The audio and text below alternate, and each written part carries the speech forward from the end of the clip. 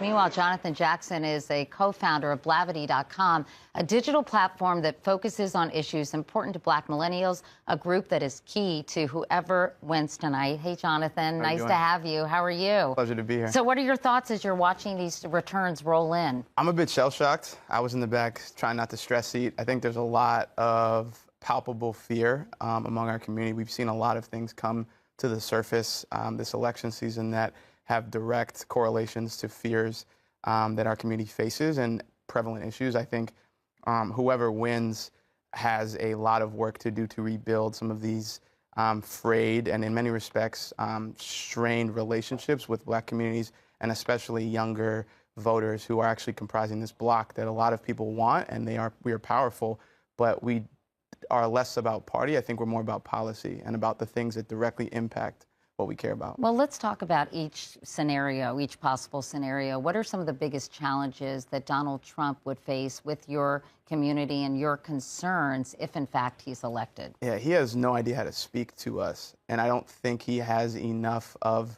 a contingent around him that is thoughtful about what you should be saying to a demographic that is only going to continue to increase in size, scope, and scale of influence. I think there's a necessity for him to take a step back and the party in general to think about what have we done here to alienate a group of people who are key to our future and the actual fabric of America. And I think at every critical juncture, Donald Trump has proven that that is not a concern of his, and he has run his campaign that way. So when you boil it down for us, if you could, in terms of some of the issues that you have felt that he's been tone deaf about when it comes to your generation and to race issues in general. I don't think he's spoken about police brutality. I don't think he's talked about the over-policing of communities. I don't think he's spoken with concern about education. I think the economic stratification, the theory is that when the U.S. catches a cold, Black America catches the flu, and that has been persistently true. And I think he's glossed over that, and he's othered people. He said the African Americans. He said this is how I will help you. It couldn't possibly get worse. I will save you, and that's not what I think these communities are looking for. And what about some of the challenges that you think Hillary Clinton would have if she, in fact, is elected? Because I know that there have been issues about her views on, calling super predators. I know that came back to haunt her. Yep. And in terms of criminal justice reform in general? Yeah, I think there's a lot of work there. I think there's trust that needs to be rebuilt. I think we saw movements like Black Lives Matter, the Closure Zero, people who are pushing Hillary outside her comfort zone and demanding that she be accountable to the promises she's made. I think there is a lot of work to be done around how she is actually effective in communities and doesn't appear to be pandering. I think there's a lot of work to be done around how you actually engage in a conversation and not just sort of be an observer, but that listening will be incredibly important. I think moving forward, she's going to be pushed even further in her administration by those same people that you saw at rallies, increasingly asking her about her voting record and things like that. Look, if you can stand by, we can call Hawaii and California for Hillary Clinton, and we're going to go back to Stephanie Tsai, who's at Trump headquarters. Stephanie? Hi. Sorry, wow, there's a big height difference, a height gap. Because Florida, about 5 minutes after I got off the air with you, was called for Donald Trump on Fox News. And so joining me now is a very tall Trump surrogate, Scotty Hughes.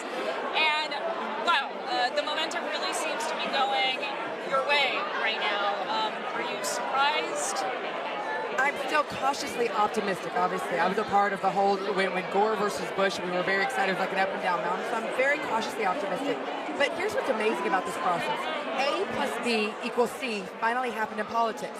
Large crowds plus large turnout in voting equals a win. That doesn't happen all the time, especially in Republican politics. There had to be other variables other than A and B in there. What do you think they were in this election? Well, you can't say it's because of the money. You can't say it's because of the ground game or the campaign stuff. It truly is the people. This was people taking their own initiative, forming their own door-knocking groups, forming their own make the signs, make the sweaters, make the sell goods and go door-knocking. This was all about the people doing it. The grassroots supporters of Donald Trump were unlike anything that we've seen in campaign history before, and that's why he did not necessarily need that structure that other campaigns in the past have had to have. What happens now is interesting. Do we see this now become the new standard of politics? Are we going to see this in local races, governors, mayors, even down to local county commissioners? Is this going to be the new formula that you take kind of the money out and try to find that message that really resonates with your people? Isn't the formula Donald Trump? I mean, isn't he sort of the secret ingredient in all of this? He is to a certain extent. He's the catalyst. But his catalyst, the message that he took, he had to have a very, I would almost say, nutrient-deprived crowd for what he had to offer. And this was a crowd that had been starved for issues that mattered the most to them. They had felt like they'd been neglected, that they worked hard to get politicians elected in Washington, D.C., and when they got there, that they forgot about them. They were the forgotten crowd. And it obviously shows this was the majority. I remember 4 years ago, there was a hashtag, since we're Yahoo News trending, it was called Wake Up America. That America has woken up. This crowd has woken up. And it is actually a very loving crowd. It's actually one that is going to open the doors to a lot of people. Donald Trump has actually been more socially open than any other Republican candidate before. Think about it. The RNC this year. We saw the first openly homosexual man, and he was given a standing ovation as a Republican. Donald Trump has said that Caitlyn Jenner can come and use the restroom at his Trump Tower. He truly believes leave the social issues to the community, to the states' rights, the 10th Amendment. At this point in time, we need to focus on protecting our family and providing our family. And that is a message that I think resonates with all demographics in America. You said you were cautiously optimistic at this point, with North Carolina and Florida called for you. I believe he is ahead in Michigan. What states are you really focused on right now as sort of must-wins? Well, I think we've gotten a lot of our must-win states. That's the good news. I think we're looking at Colorado, and we're looking at Nevada. You have to make sure you pronounce that right, Nevada. Yeah, Nevada, not Nevada. Nevada, no, it's Nevada. They will definitely go after you for that one. Those two states, I want to see where those goes. Those were states, especially Colorado, that went for Ted Cruz. It kind of shows whether or not the Republican Party was able to bring in the cruisers, if we were able to bring them in. A lot of you look at Virginia. You look at McMullen. That McMullen himself got, I think, about 3%. Those were folks that knew, they knew that they were not necessarily going to get him elected. It was protesting Donald Trump. Those are the folks right now that are protesting the Republican Party, and hopefully our message over the next few days, if Donald Trump is given the nomination, which we hope, will be to reach out to them and say, listen, let bygones be You talk about how he's been this open candidate, and yet, his unfavorability ratings are above 60%. Hillary's aren't great either. They both have high unfavorability ratings. Assuming this goes your way tonight, and I know it's way too early to say that, how does he address that? It's definitely going to be about messaging. And it's going to be about telling some of the stories that we haven't even been able to tell much on the campaign trail. This week, they released a video of a man who had just come over from Puerto Rico, did not have a job, and he actually wandered into Trump Tower, asked for a job, and Mr. Trump gave it to him. Later gave him 4 suits delivered to his apartment so he could wear something to work, and then made him his driver. And the stories that we're just now hearing about Mr. Trump, those sorts of stories you talk about, but it all comes into messaging. It all comes to one thing that people had a problem with Mr. Trump was how he phrased. And he has learned a lot on the campaign trail. He was never a politician before. I used to say that he could walk into any room, and he owned that room. So he didn't necessarily, it's not that he didn't care, because he really did, but he never had to have the polish that you and I did, because he was always the big dog in the room. Politics has taught him that now that you do, that words do matter, and I think he's learned that lesson over the last year. So compare that to his actions and what he wants to do for our country. I think it's going to be an interesting first couple of 100 days. We already know it's a very ambitious 100-day plan that I hope that his staff gets ready for a good nap here in the next few days, because he's going to start work from day one. All right, I'm going to pick your brain a little while we're up here with the vantage point of this crowd, because I've been trying to see some of the key people that have been rumored they may be part of a future Donald Trump cabinet. Chris Christie, Newt Gingrich, Rudy Giuliani. Are they here? Where are those guys? Are they at Trump Tower? I think they're still a part of it. I do know that, and I call them kind of our geeks, are still over there running the numbers, making sure that everything, working on the speeches either way. So I think they probably are around. I don't know that for sure, but I imagine Rudy Giuliani has been a good advisor. I don't know where Governor Christie is, but those ones, General Flynn, And I imagine those are folks that he's going to continue to bring into the White House, as well as a few others. And I think that's what you're going to see. He's going to be an untraditional Republican in the fact that he's not just going to look at the Republican Party. He's going to go into this saying, I'm going to look at the best person for that job, and the political affiliation, because he's not a politician, is not going to matter. And I think that opens up a lot of opportunities for everybody involved. Katie asked me earlier whether Donald Trump was preparing a concession speech. It might be a slightly less relevant question now than it was 2 hours ago, but you said there's a team working on both speeches? I am sure. I learned something great about speech writing with Donald Trump the other day, in fact, because I had to correct my own self on this one. How it works, and Stephen Miller is probably one of his best speech writers, and he doesn't just give a speech in a teleprompter. They literally sit on the plane and go back and forth with it. It's not just, here's your speech, say it. They literally go, I mean, it's crossed with a pen and a pencil. And I remember the time that I have traveled with Mr. Trump. He just has a bunch of loose papers that he writes things down on. He doesn't have email. So it made sense. It went right into that narrative that it's not just a speech someone hands him that canned speech. He works with them back and forth. And I imagine that's, if anything, they were preparing either way tonight went, that he was going to be able to give. Now, let me ask you the flip question, which is, I know we've talked about how the momentum may be going in your favor right now as far as the battleground states. That's just a cheer that goes on. No, it's Utah. We got Utah. They just called Utah on Fox News, Katie. I don't know that if our data says it, but it looks like a pretty big win based on the Fox projection. That's a big one. Yeah, that one right there was another one that's never trumped, because we were worried about getting them into the fold. That's the best part, is we're now seeing them actually come together. Maybe that was some of what happened with the FBI, the flip-flop that went back and forth with Comey. I think it made a lot of those more establishment Republicans go, we've got to do something to get trust restored in government, trust restored in our national security offices. And so I think maybe that's why ultimately you're seeing a lot of these states that we were semi-worried about going into Well, but the polls, I mean, so clearly the national polls, but even the state-by-state polls in North Carolina and Florida, even within the margin of error, didn't show a clear Trump lead. So what does that say about polling? That's going to be the question, because I think what you underestimated was those crossover Reagan Democrats. And that was the secret right there, is how many people were going in. And we always said people were kind of afraid to admit that they were voting for Donald Trump. Obviously. Right, that they were these secret Trump voters that didn't want to admit it on polls. Very much so, or didn't ever get called by it. But like I said, I really actually think when you talk to a lot of the Democrats, that they were the ones that crossed over, these Reagan Democrats, that, you know what, I might not necessarily care about social issues, but guess what? Mr. Trump, that's not his priority. His priority is economics and putting this country back to work. And that, I think, is a message that resonates with every community right now. I thought it was really interesting. I've been hearing Brian and Katie back in the studio talk about, what's happened in Florida. And they talked about the fact that it looks like from the exits that a lot of white, college-educated women voted for Donald Trump. That was not expected. That was definitely, because when you look at, and once again, it's that polling and those questions that you're looking at. And sometimes, now, prior to the Billy Bush tape being released, he was up by 17 points with married women. That was a given. Billy Bush happened, obviously, that number came quite down. We never really saw accurate polling to see if he ever rebounded. And I think women ended up asking themselves the question, yes, that was horrendous what he said, deplorable what he said. That's bad. But what's worse? And I think that was the question that women came into and said, we don't agree with that language. We don't agree with those words. But the actions of Hillary Clinton and the lack of trust, that's probably where that came into. Women have a hard time trusting one another sometimes. And I think when you saw those comments kind of backfired on her when more of those stories came out about her. All right. Scotty Hughes, thank you so much for joining us.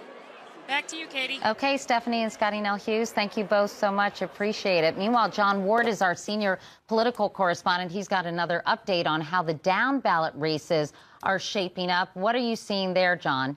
Katie, we're all surprised at Trump's performance across the country. And what that means, as we talked about at the top of the show, is that his performance really has an impact on these Senate races. At this point, I don't see a way that the Democrats get control of the Senate. Let's say that Hillary Clinton still pulls out the presidential election. They still need 2 of a few states. New Hampshire, Kelly Ayotte's up there. Pennsylvania, looks like Democrats may get that one. But Missouri, not trending their way. And probably the shocker of all of these is Wisconsin, where Ron Johnson is up by several points. And I just can't emphasize this enough. No one saw this.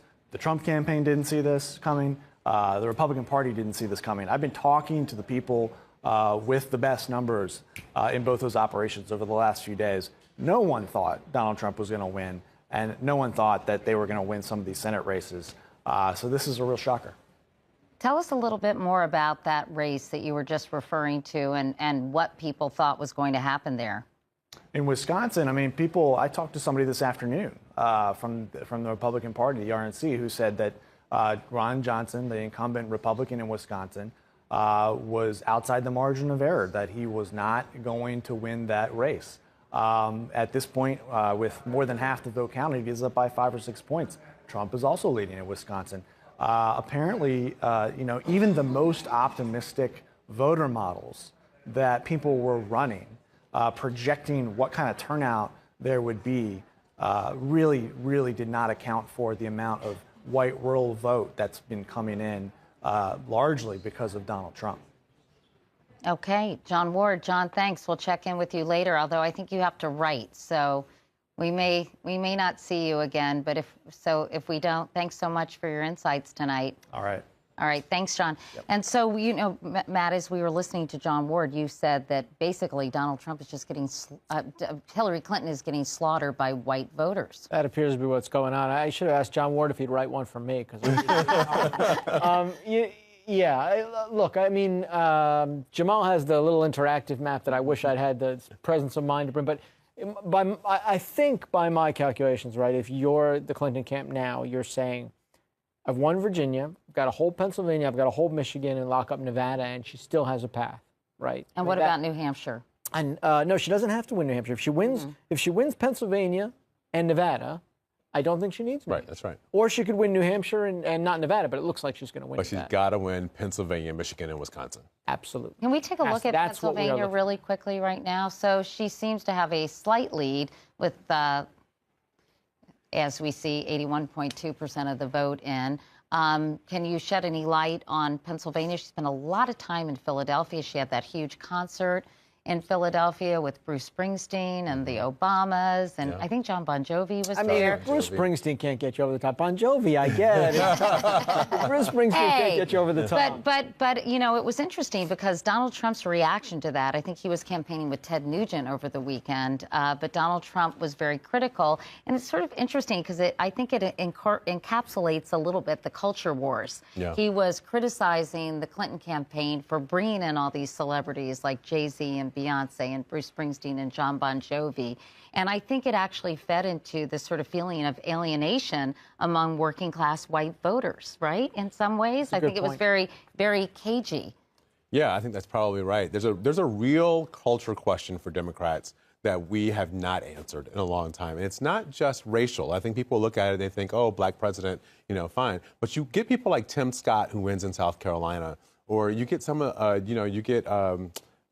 J.C. Watts, who won in Oklahoma. One of the things that Barack Obama doesn't do it, Hillary Clinton doesn't do it, Bill Clinton did, they don't talk about faith that much. And a lot of people in America really do think about their lives from a perspective of we heard their faith impact. Bo Copley talking about that very eloquently and very sincerely. That's right.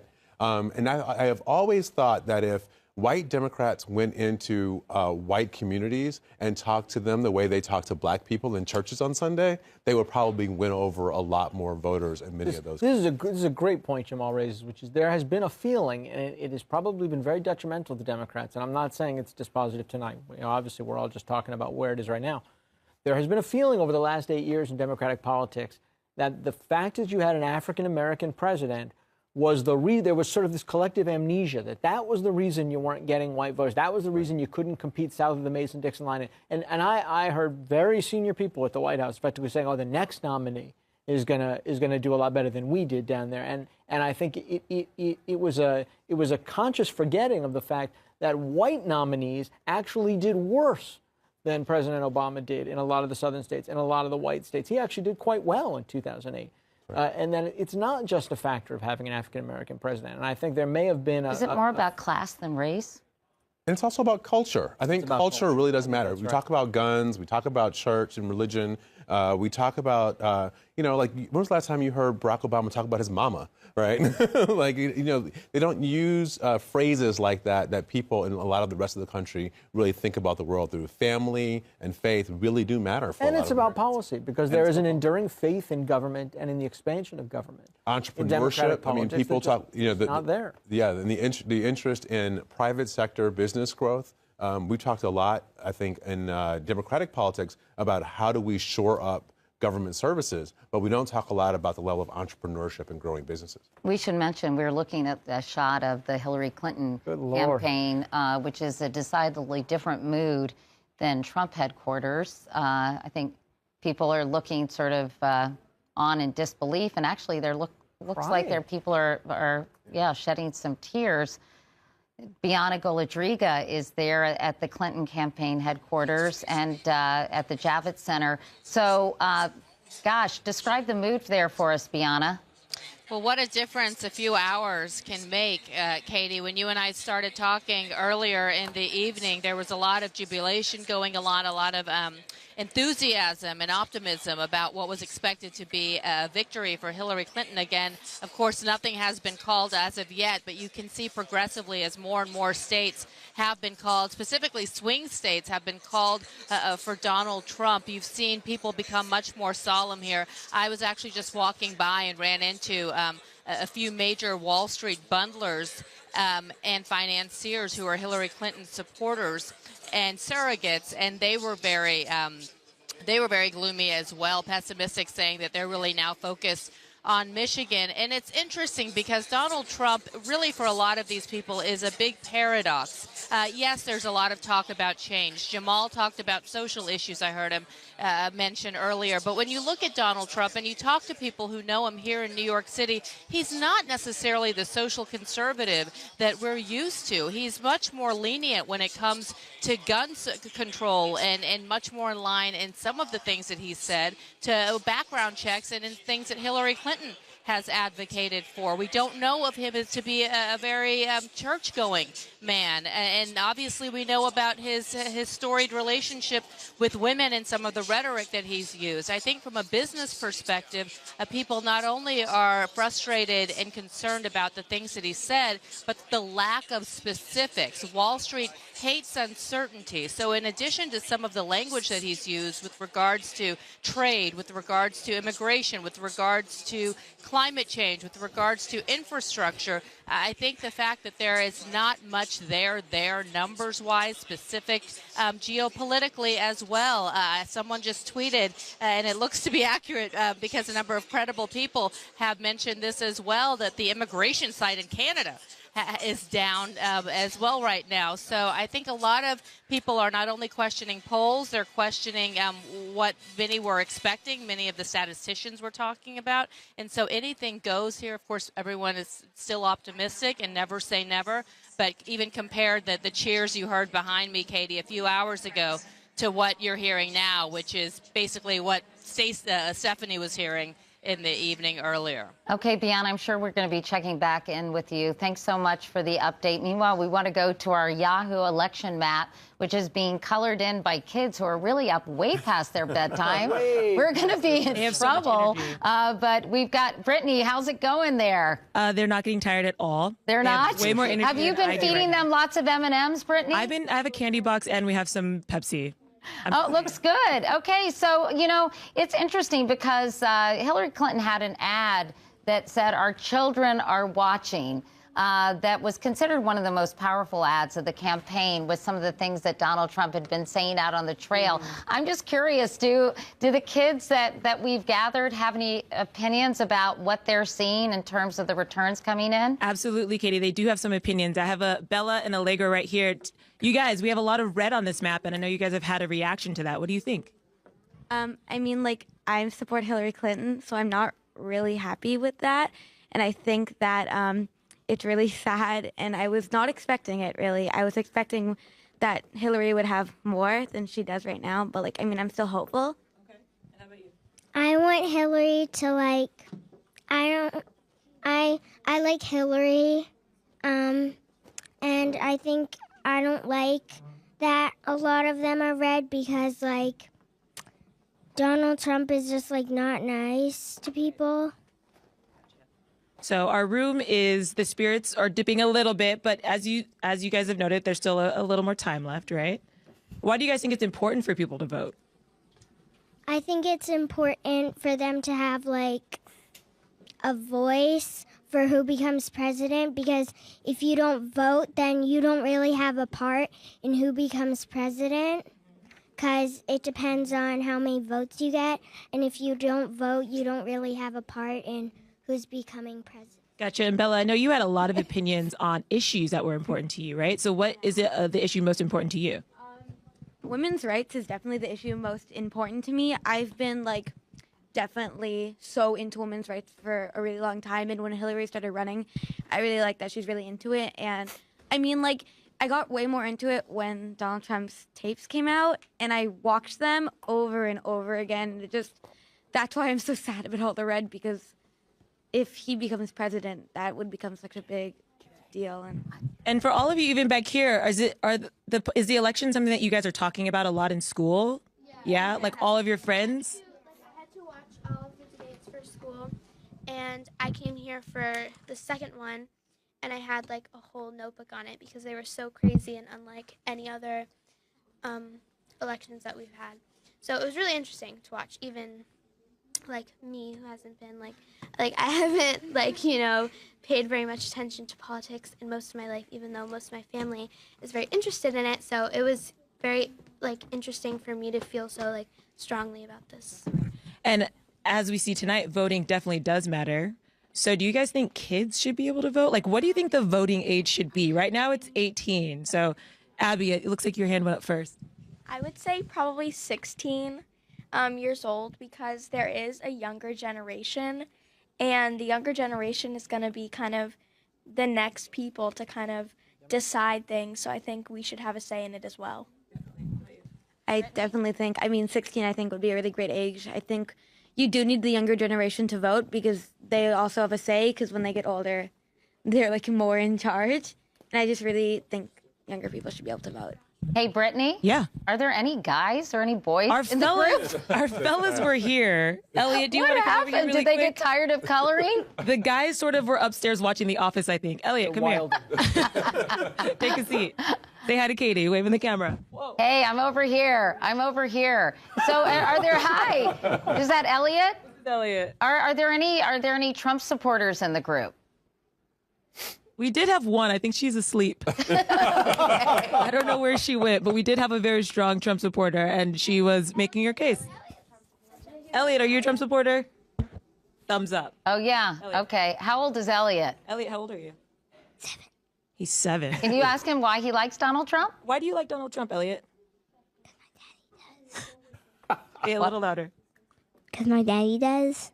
It's a good reason. There you go. Like father, like son. Dad likes Trump. So we have a difference of opinion, I think, with some of this, but they're all working together, which I think proves something. That's good. nice. Yeah. All right. And maybe that's what the country will do as well. Brittany, thank you, Brittany. And thank all the kids. And by the way, it's so late. If they need to go, we don't want to keep them you guys tired? Up too late. Elliot looks like he's maybe had too much chocolate. Tell them they can sleep in the lobby. It's fine. Anyway, thank you so much, Brittany. Thank you. Anyway, all right. So, by the way, 2016, just to change the subject briefly, is also been a huge year for pot politics. Recreational marijuana is currently legal in 4 states plus Washington, D.C. This year, about to get more popular. this year, it's on the ballot in 5 states, the biggest being California. And we can now say that the ballot measure to legalize the use of recreational marijuana has won. Joe Dolce is the author of Brave New Weed, Adventures into the Uncharted World of Cannabis. Hi, Joe. Hi, Katie. Nice to see you. Thanks so much for coming by. You know, in 1969, Gallup found that 12% of the country favored legalization. Today, that number is 60%. So how did that happen? Well, it was high in the 70s also. And I think people just, after 50 years of non-clinical trials and millions of people using it, I think the culture has outpaced the laws. And why is this so important in your view? I'm not sure it's nearly as important as to what's going compared to what's going on tonight. but it's a criminal justice issue. It's an economic issue. It's the one area of the country I actually think red and blue come together on for different reasons. I think Democrats and more blue people tend to favor the social justice aspect of it.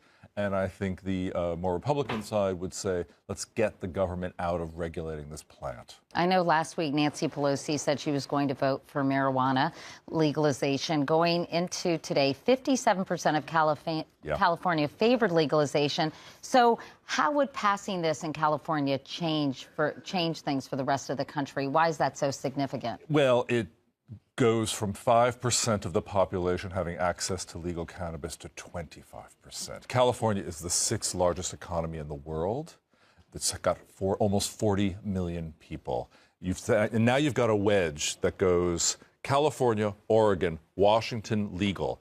Canada's about to legalize federally in 2017. That's a big, enormous number of people. It's 85 million North Americans with access to cannabis legally, and you can't build a wall against that kind of movement. What about legalization in terms of, is legalization outpacing regulation? How comfortable do you feel about sort of not at all regulation in these various states, and is it up to snuff, so to speak? As it were, yeah. Regulation's working incredibly well, especially in Colorado, where the regulations are super tight. I did an analysis, and the regs in Colorado have something like 220,000 words for cannabis versus about 8,000 words for gun regulation. So that's super tight. It's very well regulated, and it's performing on all levels. And what have there been any problems at all, Joe, with legalization of marijuana in, say, Colorado, in terms of children, in terms of driving while high, I guess? The numbers are so incredibly small. If you look at the percentages, it sounds a lot higher, but I think they had 34 arrests of people while driving while high in Colorado. Is there any correlation between this, what you're talking about, and the numbers tonight? That's what I've been trying to figure out. I don't see it yet. I have to think about it more, actually. I'm not sure what's going on tonight.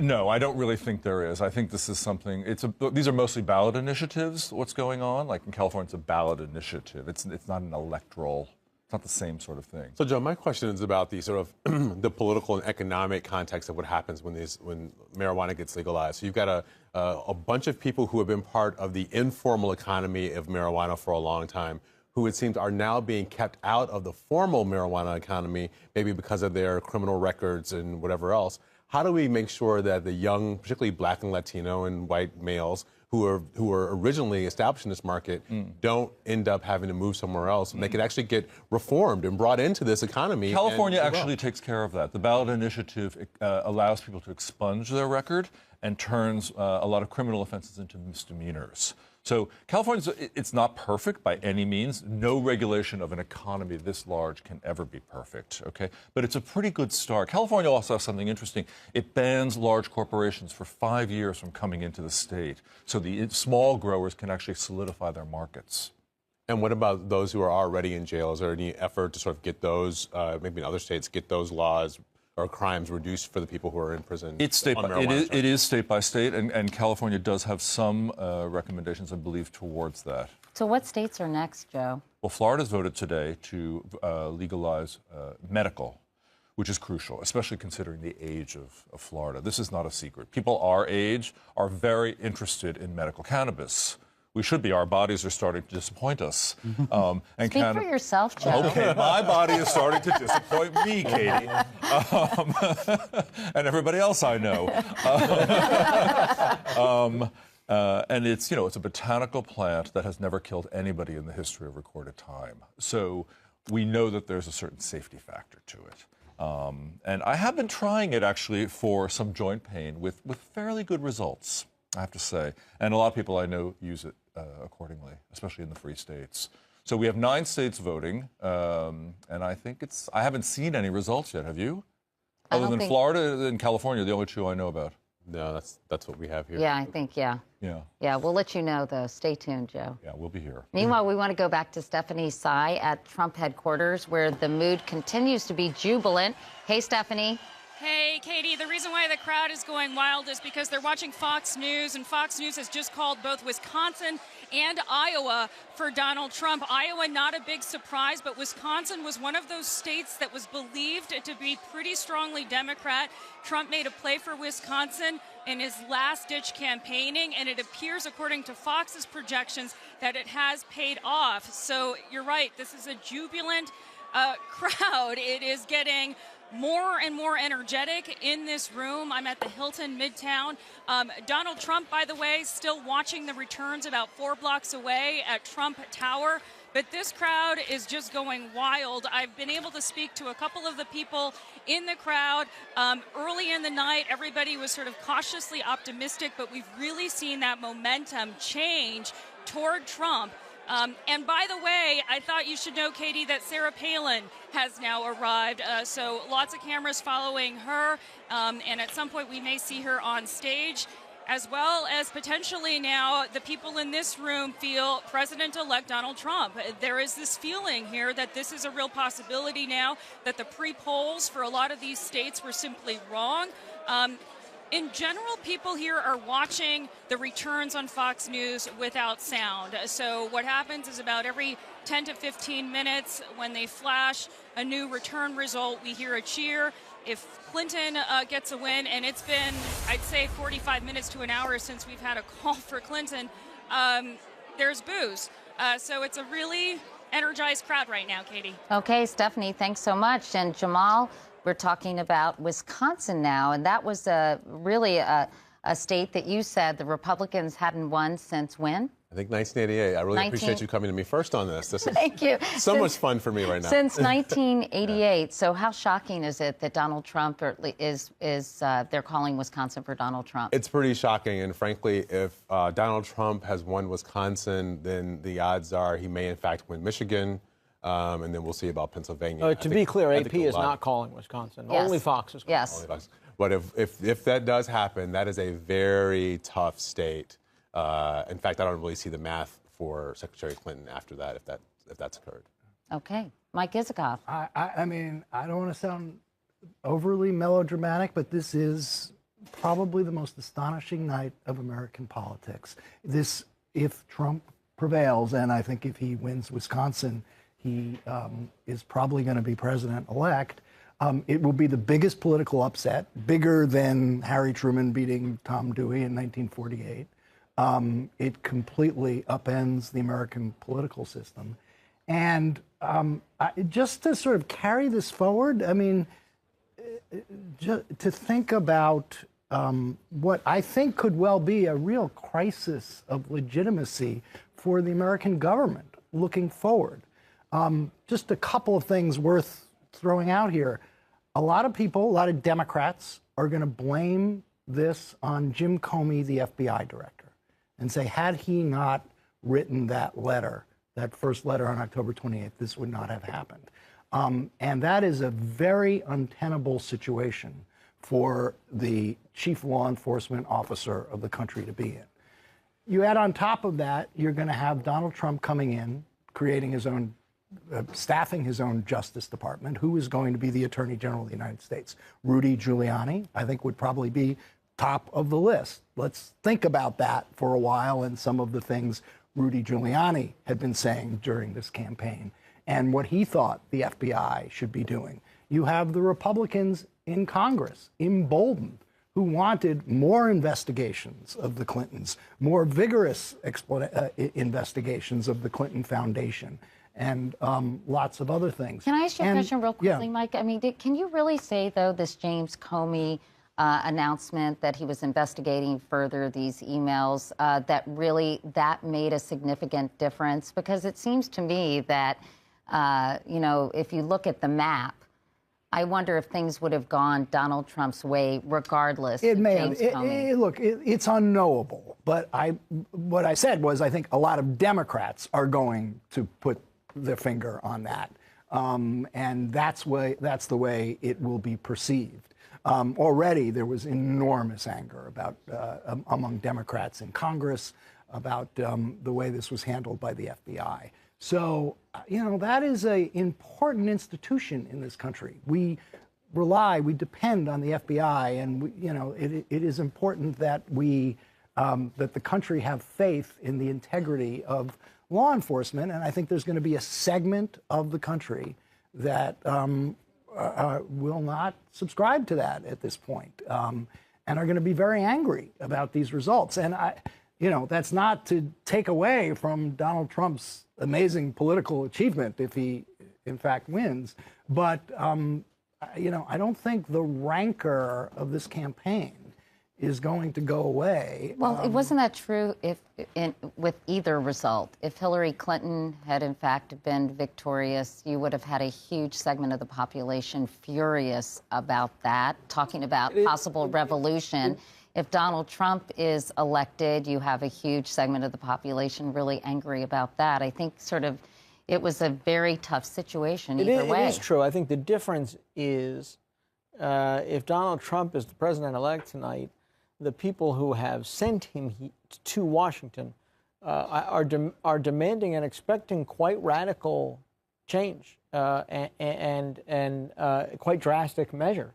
Whereas it's not the people left out, as it would be if Hillary Clinton were elected, who are angry and charging illegitimacy, and that's its own problem. Mm-hmm. But here, you have. Here the folks angry were the same folks who were angry and thought George W. Bush was illegitimate. But the people Donald Trump represents and who will send him to Washington with what they consider to be a mandate for change are expecting a kind of government we've not seen. Like what? What do you mean by that exactly? Well, the wall in Mexico, the repeal of the health care law, which there's no way Republicans can hide from at this point. If he's the president and he has a Republican Congress, they've got to do that. The tax cuts that would be coming in that arrangement. I mean, he has blithely promised a lot of pretty radical action, and controlling both chambers of Congress. There's nowhere to hide from it. This is also a big repudiation, isn't it, of Barack Obama? Yeah, it is actually a stunning blow to President Obama's legacy, I have to say. I mean, it really is a repudiation of where he is. He campaigned very hard for Hillary Clinton, if in fact she doesn't win. It's hard to know what tack and what tenor we'll be hearing from Donald Trump if he emerges victorious. But if he does indeed try to implement much of what he talked about, not just the wall, but deportations and deportation forces, Muslim ban, and Muslim ban. And there is going to be a huge segment of the country that will really feel disenfranchised and alienated. Well, it's not disenfranchised, Mike. I hate the use of that word. Okay. They got to vote. It's not like they didn't get to vote, right? I don't think anyone can charge at this point that there's voter. We certainly will feel. Let's wait. We'll see what the Russians did. Unrepresented. Throw in, yes. But isn't it ironic? One disenfranchised group, now another disenfranchised group. Yeah. Nobody's. Well, certainly they will feel alienated and certainly cut feel off alienated. and feel that the government has no interest in who they are or what they have to say and does not embrace them as part of the American family. So you're talking about sort of minorities? Well, certainly, Latinos,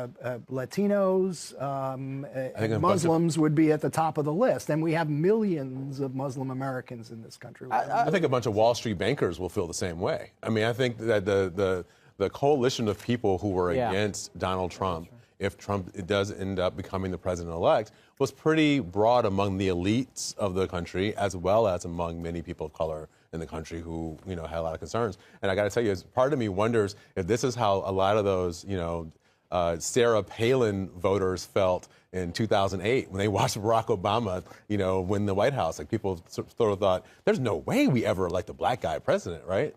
And then it happened. I wonder if people are having some of the same. Well, I think this is a more shocking. Katie Packer's back, and I would love to. Yeah, Katie Packer. All right. So you started the Never Trump movement. Tell me what your colleagues are saying and what your thoughts are as we watch this. Well, everybody is looking very closely at Wisconsin and Pennsylvania. Those are two states that if Trump wins either of those, then Hillary Clinton's path becomes all but impossible. We should mention the AP has not called Wisconsin Has not for, called. Fox for has Donald called. Trump, but Fox has. But what I'm hearing out of Wisconsin is not great news for Hillary Clinton. What I'm hearing are that she's underperforming where Obama was, particularly in these sort of white working class communities. But what I do think that Trump has cobbled together is a collection of voters who are just frustrated. They don't feel that Washington has delivered for them. They don't feel that politicians have kept their promises. And so they're sort of willing to just take the gamble on somebody that is totally different from anything that's ever been elected in this country. And they're willing to just take the chance. And the idea is it can't get any worse than it's been with any of these other clowns. And so he's cobbled together this group of white working class voters, a group of sort of upper middle class white voters, Republicans who are very frustrated that time and time again, Obamacare has not been repealed.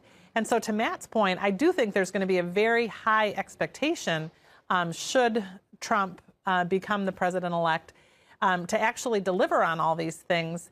And it's going to make it very, very tough for Republican members of Congress to not vote for these things and to not deliver on these things. So, you know, it's going to be an interesting few years ahead of us as a party. I guess the silver lining, it's good news for Democrats in the midterms, huh? One can only hope. I just wanted to just throw out a couple of other points. You know, I mentioned, the first thing Donald Trump's going to have to do is staff a government, right? And I mentioned, you know, who's going to be Attorney General? Rudy Giuliani. He's got to have a Secretary of State. He's got to have a Secretary of Defense. What's Newt Gingrich going to be? You know, Chief of Staff in the Trump White House. I don't know. Another thing he's going to have to do. Well, also wanted to be Harry Hopkins, remember? You know, by the way, just in a few weeks, this is a point I was making. It almost seems trivial now, but he's due in court on November 28th before Judge Curiel. That Trump University trial goes to trial. He's the lead defendant. He will have to take the witness stand.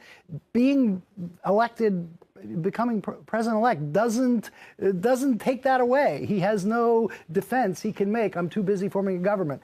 The entire press corps is going to be in Judge Curiel's courtroom on November 28th as Donald Trump sits in the witness stand. The reality show rolls fraud on. Trial. I mean, it's almost mind-blowing. It is the wildest thing yes. that we have ever witnessed, certainly in our lifetime. Can I just throw out a really crazy proposition? That you mean unlike everything? If Trump wins Wisconsin, but loses Michigan, New Hampshire, Nevada, and Pennsylvania, which is possible. I still do think that Clinton's going to win Michigan. Yeah. Pennsylvania remains to be seen. We could end up in a 269 tie. Yeah. And all these Republican members of Congress that have refused to take a stand for Trump, have refused to support him, could be in a position where they have to pick the next president. For the record, Katie, if that happens, I will not be here. Well, is there any way they cannot pick Donald Trump at this point? He's winning the popular vote. Well, that's certainly he's a party nominee. But can you see a scenario where it's tough to see that scenario? But my point is, a lot of these Republican candidates that have found Trump very distasteful, or have just avoided it altogether. If the stock market they crashes, might be the ones that have to make the decision. Katie, let me ask you this, your opinion, because I've wondered about this. If Donald Trump is the president and he has both chambers of Congress, does there de facto become an almost opposition party inside the Republican Party? In other words, does he really have unity then over both chambers, or do you expect that there would be a resistance within his own party that might actually might actually coalesce with Democrats? There will be a continued resistance to Trump. The degree to which they resist him, I think, it has a lot to do with what his agenda looks like. I don't think we really know a lot about his agenda at this point. A lot of it has been, sort of fanciful. Are they for or against making America great? That is as near as I can tell. I think everybody wants America to be great. But, I think that there are a lot of folks who still feel just a real discomfort with the things that he has been for, the things that he has supported, the words that he has said. Or the lack of specifics in policy. But that's a separate thing. I think that this, the sort of racial divisions and the religious tests, things like that make many, many Republicans very uncomfortable. But even somebody like me, who has been as aggressively anti-Trump as anybody, would say, once the people choose, we have to support our president. Right. And is there a chance, in your view, Katie, that or anybody here, that the pivot that we were waiting for in the general election may come if he's elected to the White House? That his tone might change significantly, that he might be more inclusive. Yeah, I'm hoping to be 6'2", so either one of those things could happen. I want my hair back. We've been hoping that for a long time. I want to lose 10 pounds. Becoming the Republican Party nominee was going to turn him into the presidential. Maybe he is crazy like a fox, though, and recognize that kind of a pivot wasn't going to win this election. The advice I wrote to Paul Ryan and Mitch McConnell at one point was the same. It was good dating advice, also good political advice. You don't marry the person you think your spouse is going to become. You actually marry the person you marry. Right. And the Republican Party married the person they married, and I think. Well, sometimes you have an arranged marriage and you get stuck with what you get. I haven't seen this number yet, but do we know about the popular vote number? What I have seen, just sort of speculatively, is that there was real potential that Trump could win the Electoral College, but lose the popular vote. Well, there it is right there. There it is right there. He's ahead by 1.5 million. By the way, Hillary Clinton has not tweeted in 3 hours. So the Hillary Clinton campaign, I'm not sure, Tony, which is it, the campaign. So she does sometimes. And let's look at this, the last tweet that Hillary Clinton made. She said, "This team has so much to be proud of, whatever happens tonight. Thank you for everything." And Tony, if we can take a live shot of Clinton campaign headquarters at the Javits Center, it looks very quiet and quite bleak there. We were looking at some of the faces early on. I don't know if we can get some tighter shots of some of the crowd, but they looked, they just switched on the feed, so we'll stick with this for a minute. But it's a very, very bleak atmosphere there.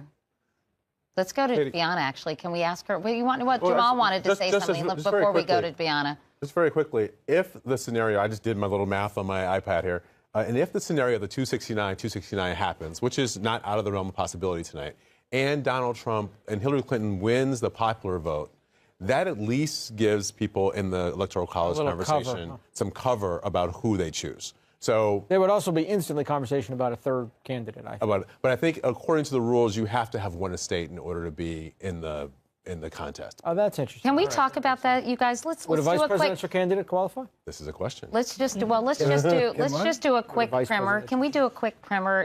Who wants to take this? Matt Bai, I nominate you. Now you're really let's talk about if it's tied in the Electoral College. Well, just tell us the process that happens. Jamal, feel free to jump in. Let's just say, please. Let's just say, first of all, this is one of these things that people always talk about. It's like a math geek's dream, but it's not happened. I guess 1800 or something, but it's we've not had it obviously in modern times. If the Electoral College deadlocks at 269, the election would go to the House of Representatives, where not the members would have a vote, the states would have a vote based on delegation. So the delegations of each state vote.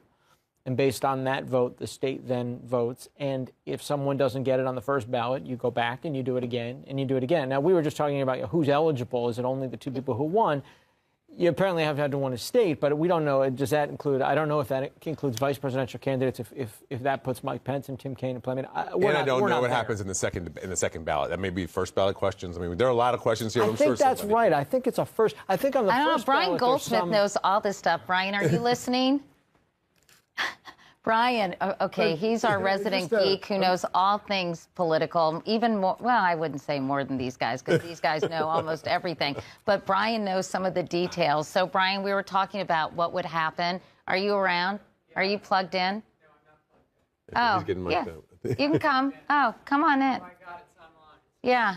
We just, yeah. makeup, dude. Yeah. Just talking to your shirt. Yeah, just talking to my shirt. Okay, I'll hold this. All right, so these guys were asking, is a vice presidential candidate a possibility if it goes 269, 269? I don't think so. I'm really testing your geekiness. I think. But is that only first ballot, or isn't there a first ballot rule? Subsequently, and I'm not the world's expert on right. this. Well, you just have to have won.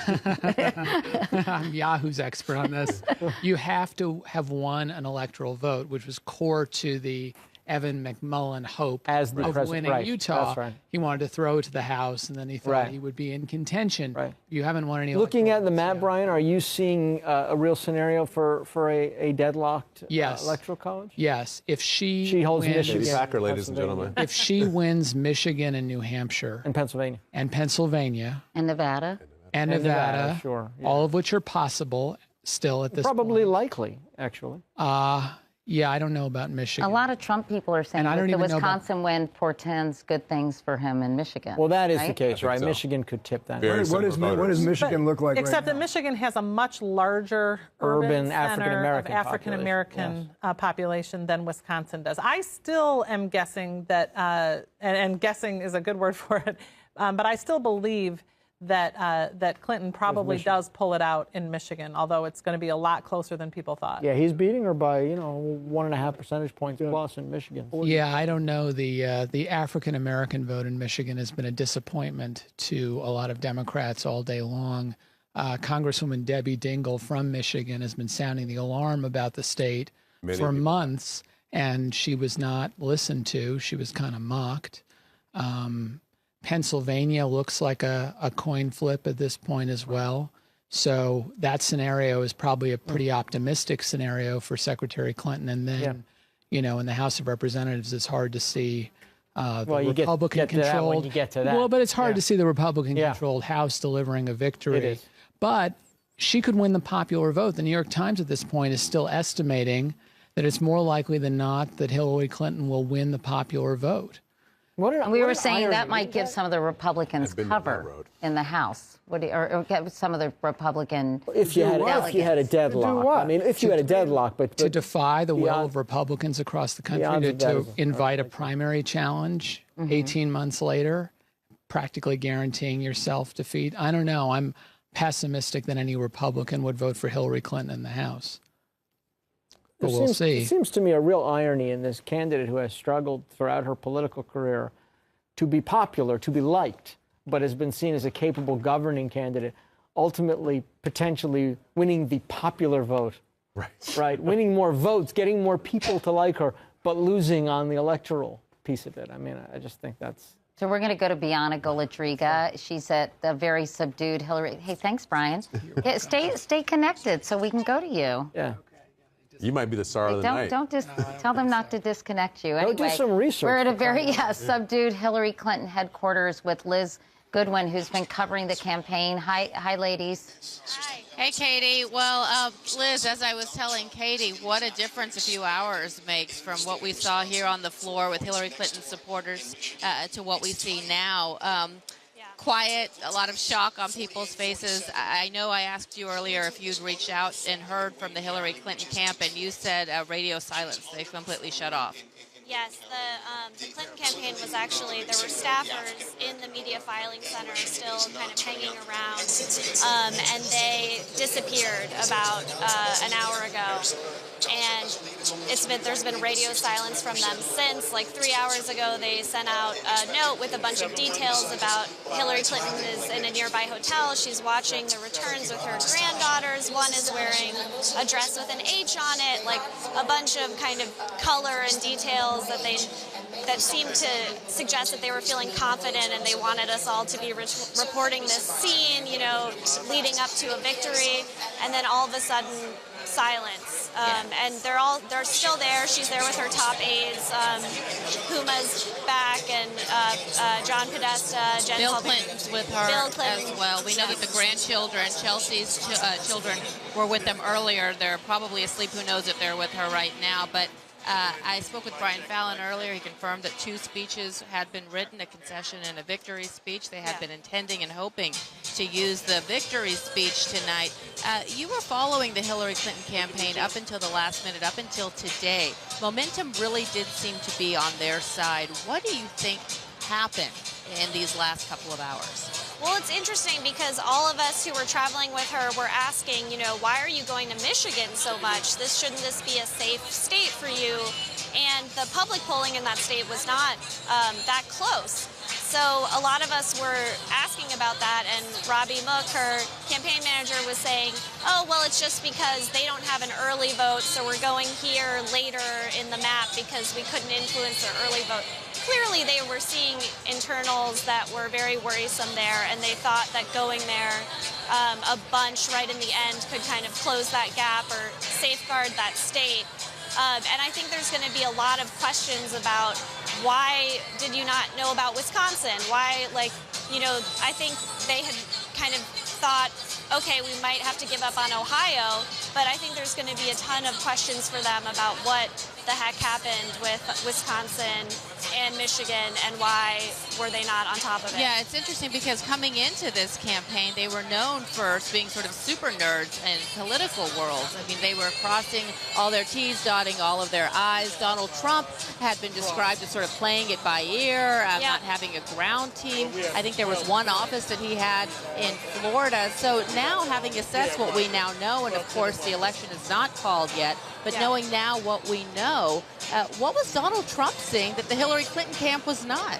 Yeah, I think that's a great point. I mean, in Florida, I think the RNC would take a lot of credit for the ground game. They would always push back on us reporters and say, listen, Trump might not have an operation, but he's inherited our operation. And there was a time when things were getting tense and they were kind of threatening via anonymous kind of leaks to not push his campaign as much as their down ballot. But it's kind of hard. If you have a down ballot operation, that's going to benefit all the way up the whole ticket. So I think it's very true that Clinton's campaign was known for being these wonks. They had the data. They were obsessed with, you know, implementing their plan.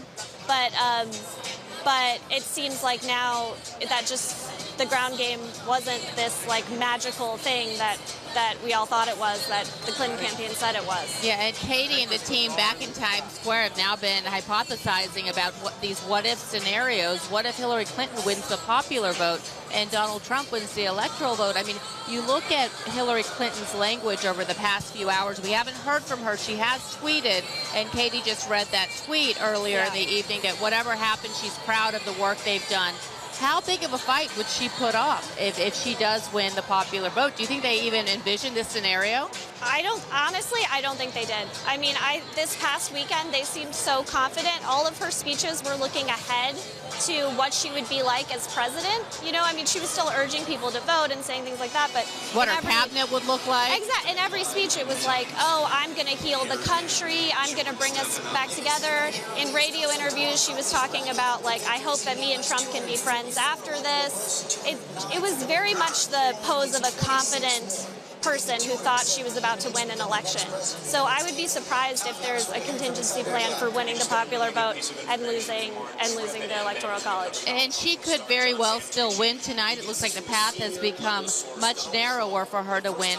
But looking back, how would you assess how she's handled this campaign compared to that of 2008? She'd received a lot of criticism about not holding the number of press conferences that Donald Trump did, though he was criticized for keeping the press at bay as well. But between the emails and how she handled that, and that having plagued her throughout this year and a half campaigning, how do you think the team would assess how she has handled this campaign compared to last time? Yeah, I think that she actually learned a lot from her mistakes in 2008. She was known for assembling a team there that kind of warred among themselves and had trouble making decisions. And this time she really delegated. She had a team that she trusted to make decisions. And I think it's inarguable that it worked better as an organization. But I think there's a separate question, which is how did Clinton do as a candidate? How did she improve? I think her organization was unquestionably better. But she as a candidate, she struggled to find a message. And we saw this when her campaign chair's emails were hacked.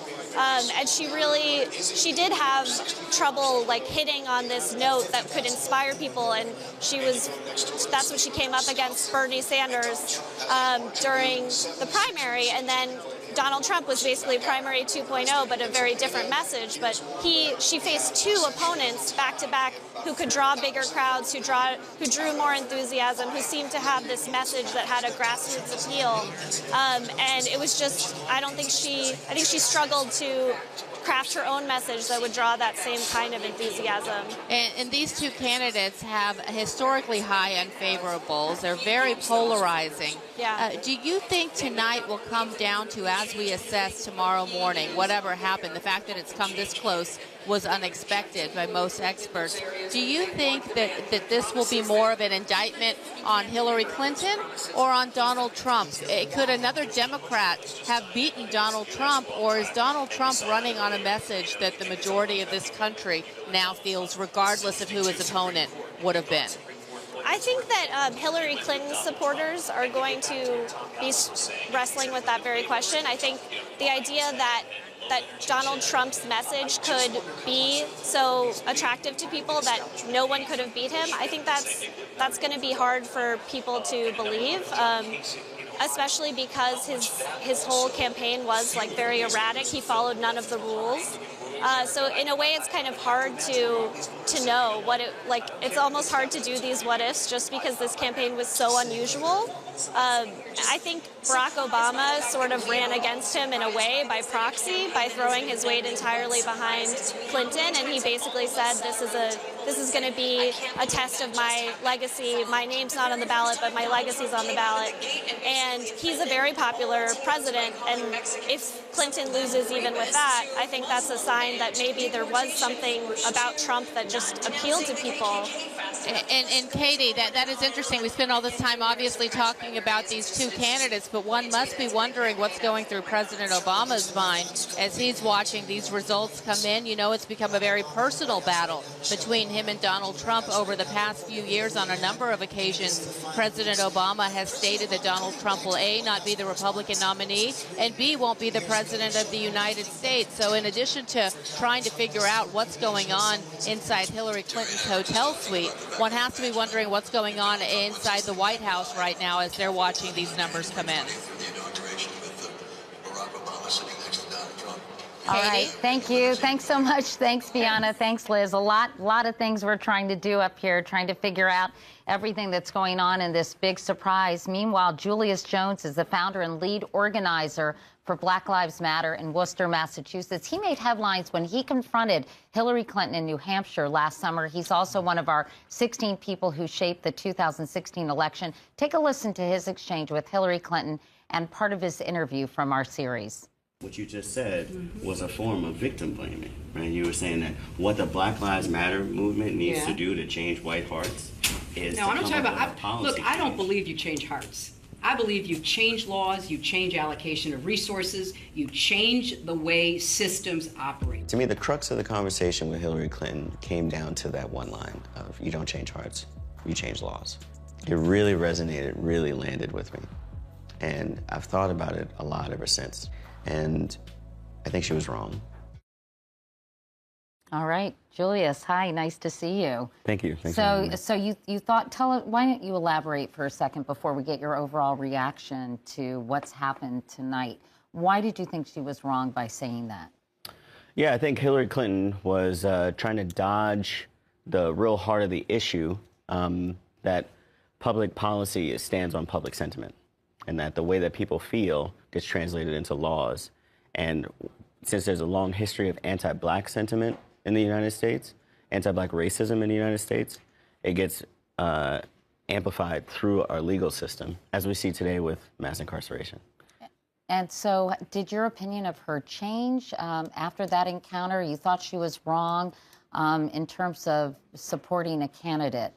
How did you feel about Hillary Clinton versus Donald Trump?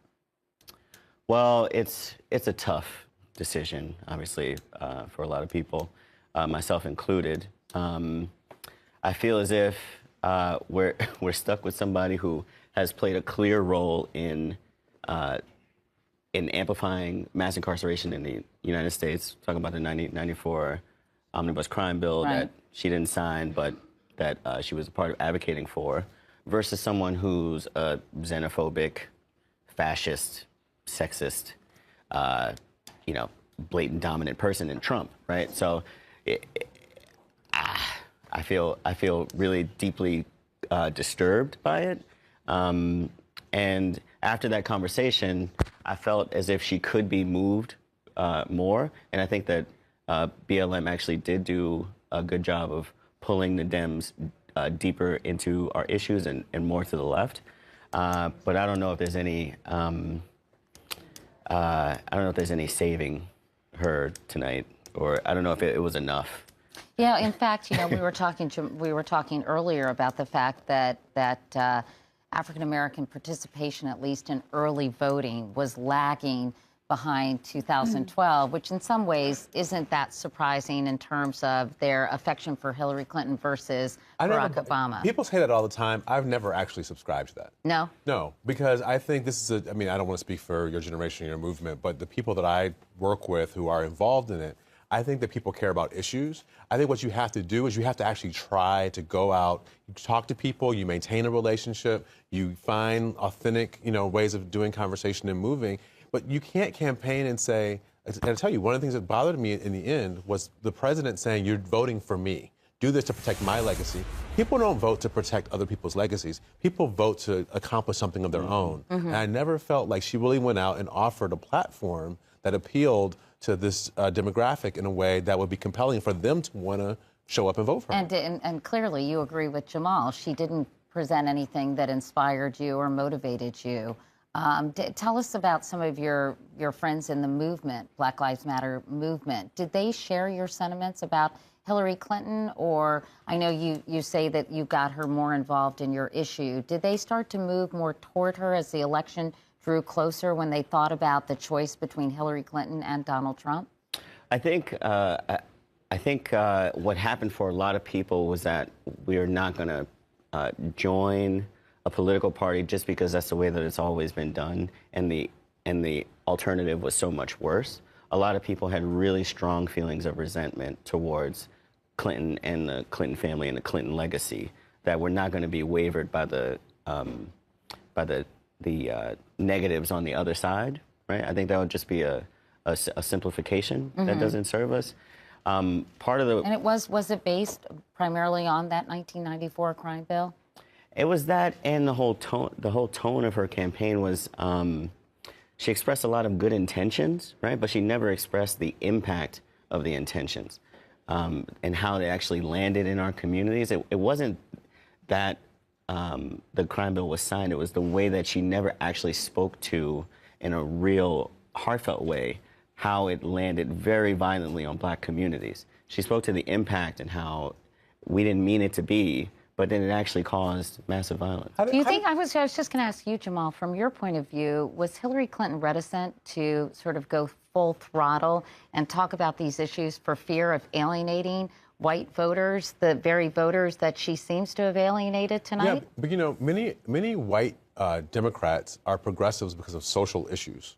And so they actually care about social issues. And in some of the polling that I've seen, particularly young whites, 51% of them said that they thought that Black Lives Matter and police brutality was an important issue on the American docket. If you go to a rally, I went to a couple, and you see lots of young white Americans at these rallies, which you don't talk about that a lot in the national media. My question for you was about Bernie Sanders and how Bernie Sanders started out as somebody who was not really in tune with many people. What did you think that he did that worked, that got people more behind his campaign? I'm not exactly sure if he, in terms of BLM, or I'm not sure if his rhetoric resonated with a lot of people either. Okay. His tactic was he fell back on his laurels where he walked with MLK. That was his big thing. Of course I stand with Black Lives Matter. Of course I'm not a racist. I walked with MLK. Look at my history, right? And he never updated it in current terms. And when he did, it was late. And then when he tried to pivot towards the Black community, it was late. And he got some prominent survivors of victims to be on his side, but it was late. And his intention didn't land either. Now, he did win 56% of African Americans 18 to 34. So maybe not with some of the folks you're dealing with, but he did have an impact with younger African Americans. I think there was also a piece about some of his supporters had a certain edge of aggression to them, because you got to remember the order of the way the things went down. It was the shutdown in Seattle where the women shouted down Bernie, and then the violent backlash that BLM received from Bernie supporters was actually just as bad as any Republican backlash that I've ever seen, where there were death threats.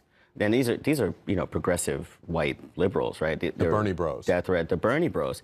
And so there was like that commonality of strain of white male aggression behind the Trump campaign. That's pretty blatant. But there was that white male aggression that was behind the Bernie campaign that came after BLM too. So it depends on who you talk to. What are your biggest concerns, or what are the biggest challenges if Donald Trump is the president of the United States for the Black Lives Matter movement?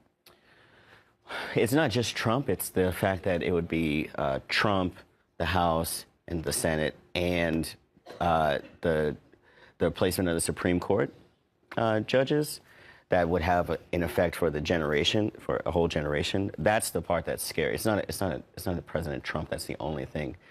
His verbalization of being a law and order, law and order ruler is particularly scary, especially when asked. He was an advocate for stop and frisk, and we're in New York City now, and he was an advocate for stop and frisk, which got found to be unconstitutional, and he was uplifting it as if it was the right way to go. So he's pretty arcane. By the way, and thank you for mentioning the Supreme Court, if we haven't talked about it until now. Merrick We Garland, talked a little bit about it with Dan Kleidman, so right. yeah. Well, Merrick You were Garland too busy with Ann Coulter. I do what I'm asked. By the way, she now wants an apology and to be brought back. Tell me I should give her credit for tonight. I was blaming her at that point. But yeah, I mean, that is, needless to say, huge. Merrick Garland's nomination obviously is dead at this point, and Donald Trump, if he is elected, will be naming the next Supreme Court justice with a Republican Senate. But I did want to just mention that exchange that you had was so fascinating, because in some ways it's almost a metaphor for Hillary Clinton's problem in connecting. What did she say to you? She said, It's I don't believe about in laws. changing hearts, I believe in changing laws. That's the response of a technocrat lawyer who thinks in the pros of government. And clearly Donald Trump is somebody who spoke to the visceral, viscerally connected. I thought about that too when I heard that with again. voters, and that may explain a lot of the problems that Hillary Clinton had in this election. That resonates with me so powerfully too, because some of the feedbacks that we got were that, oh, I've never seen, these are people who followed Hillary for years. They're like, oh, I've never seen Hillary be so open or so candid, right? She had never really dropped the wall, and she dropped the wall and it came down pretty good. And she was really passionate, almost angry, right? Yeah. Well, maybe she was hearkening back to the civil rights movement, where sometimes the legal progress that is made, it leads hearts and minds. And sometimes, right, big decisions have to be made, and then the population follows, right? Maybe she was... What she said was totally defensible, but when you're trying to be elected president, right? you're not, no, I'm not saying it was the right answer, but I'm saying there was probably a reason for her to position her views that way. But when you don't change hearts and minds, and you just change policy, you get Donald Trump. Donald Trump is what happens when you don't talk to your racist uncle. He's exactly the problem. He's at the heart of the problem in the United States. And he has ignited all of those people who sit in their homes, who talk so much ignorance and vile about other people who are othered outside of their community, and no one talks to them otherwise about how their worldview might be a little dangerous. Trump represents that, and he's given legitimacy to that perspective. And the alt-right, he's the alt-right. he's the alt-right rising, and it's scary. Can I ask a question about the African American vote at large, more broadly than just specifically the Black Lives Matter movement? I wonder if, historically, that is a vote that has been so reliable for Democrats. And in 2008 and 2012, they elected the first African American president with very, very high expectations. How much of this is that for the African American community, their lives didn't fundamentally change because of that historic vote and that historic sort of transformation, that was perceived in our culture? And how much of that is, now 4 years later, them going, you know what? Even electing an African American president didn't really deliver for us. And does that have something to do with Hillary's kind of underperformance tonight? This is an element of why it's hard to be black and in a position like this, because I'm like, BLM representative, and I'm supposed to speak for the movement. I can't do that. Nobody can do that, right? It's unrealistic and it's unfair. Not that your question's unfair, but I really can't speak to how millions of people feel, right? What I can say though is that people who have watched the administration and watched the way that this went down have noticed that it's not Obama's failings as much as it's Republican obstructionism. Anybody who has given a cursory look knows that it's that. And then to say that the impact of Obama's presidency hasn't landed well for black people, it isn't true. It doesn't pan out in the... I'm not suggesting it didn't land well. I'm suggesting that maybe their lives haven't fundamentally changed, that their incomes haven't gone up, that they don't feel more secure in their health care. What are the sort of the factors on which they base these things, and do they feel a little bit disappointed that there hasn't been a more sort of fundamental shift in the way that they live? I would say that there's a different impact that certainly happened. That the election of Barack Obama established a level of expectation, particularly in a generation of people who were coming of age as adults, right, when this election happened. So there's an expectation to participate in American life. There's an expectation to be represented in American life at the forefront. And that expectation led to not being willing to sit back and take things that had been swept under the rug for a long time. So even people like William Julius Wilson, who's a very respected Harvard political economist, who really powered a lot of the economic policy of the 1990s, has now written a book saying that he thinks he was wrong, that what he wrote in the 90s, 80s and 90s was that we should go about trying to attack issues of poverty and race without calling them racial and poverty issues, but let's just deal with them as policies and not discuss the racial element and see if that worked. He says now you have to build a movement on these policies that really confronts the issues of race in order to build a constituency that will see them through all the way to the end. Mm-hmm. Mm-hmm. Well, Julius Jones, thanks so much for coming by. Thank you for being part of our 16 for 2016 and sharing your experiences interacting with Hillary Clinton, because I think they're very illuminating, really, especially now in retrospect. Yeah, so, yeah. Thank you very much, Julius, Thanks for stopping by. Meanwhile, we're going to go back to Stephanie Sy, who's at Donald Trump headquarters here in New York. Stephanie? Hey, Katie, I have with me Carl Higbie.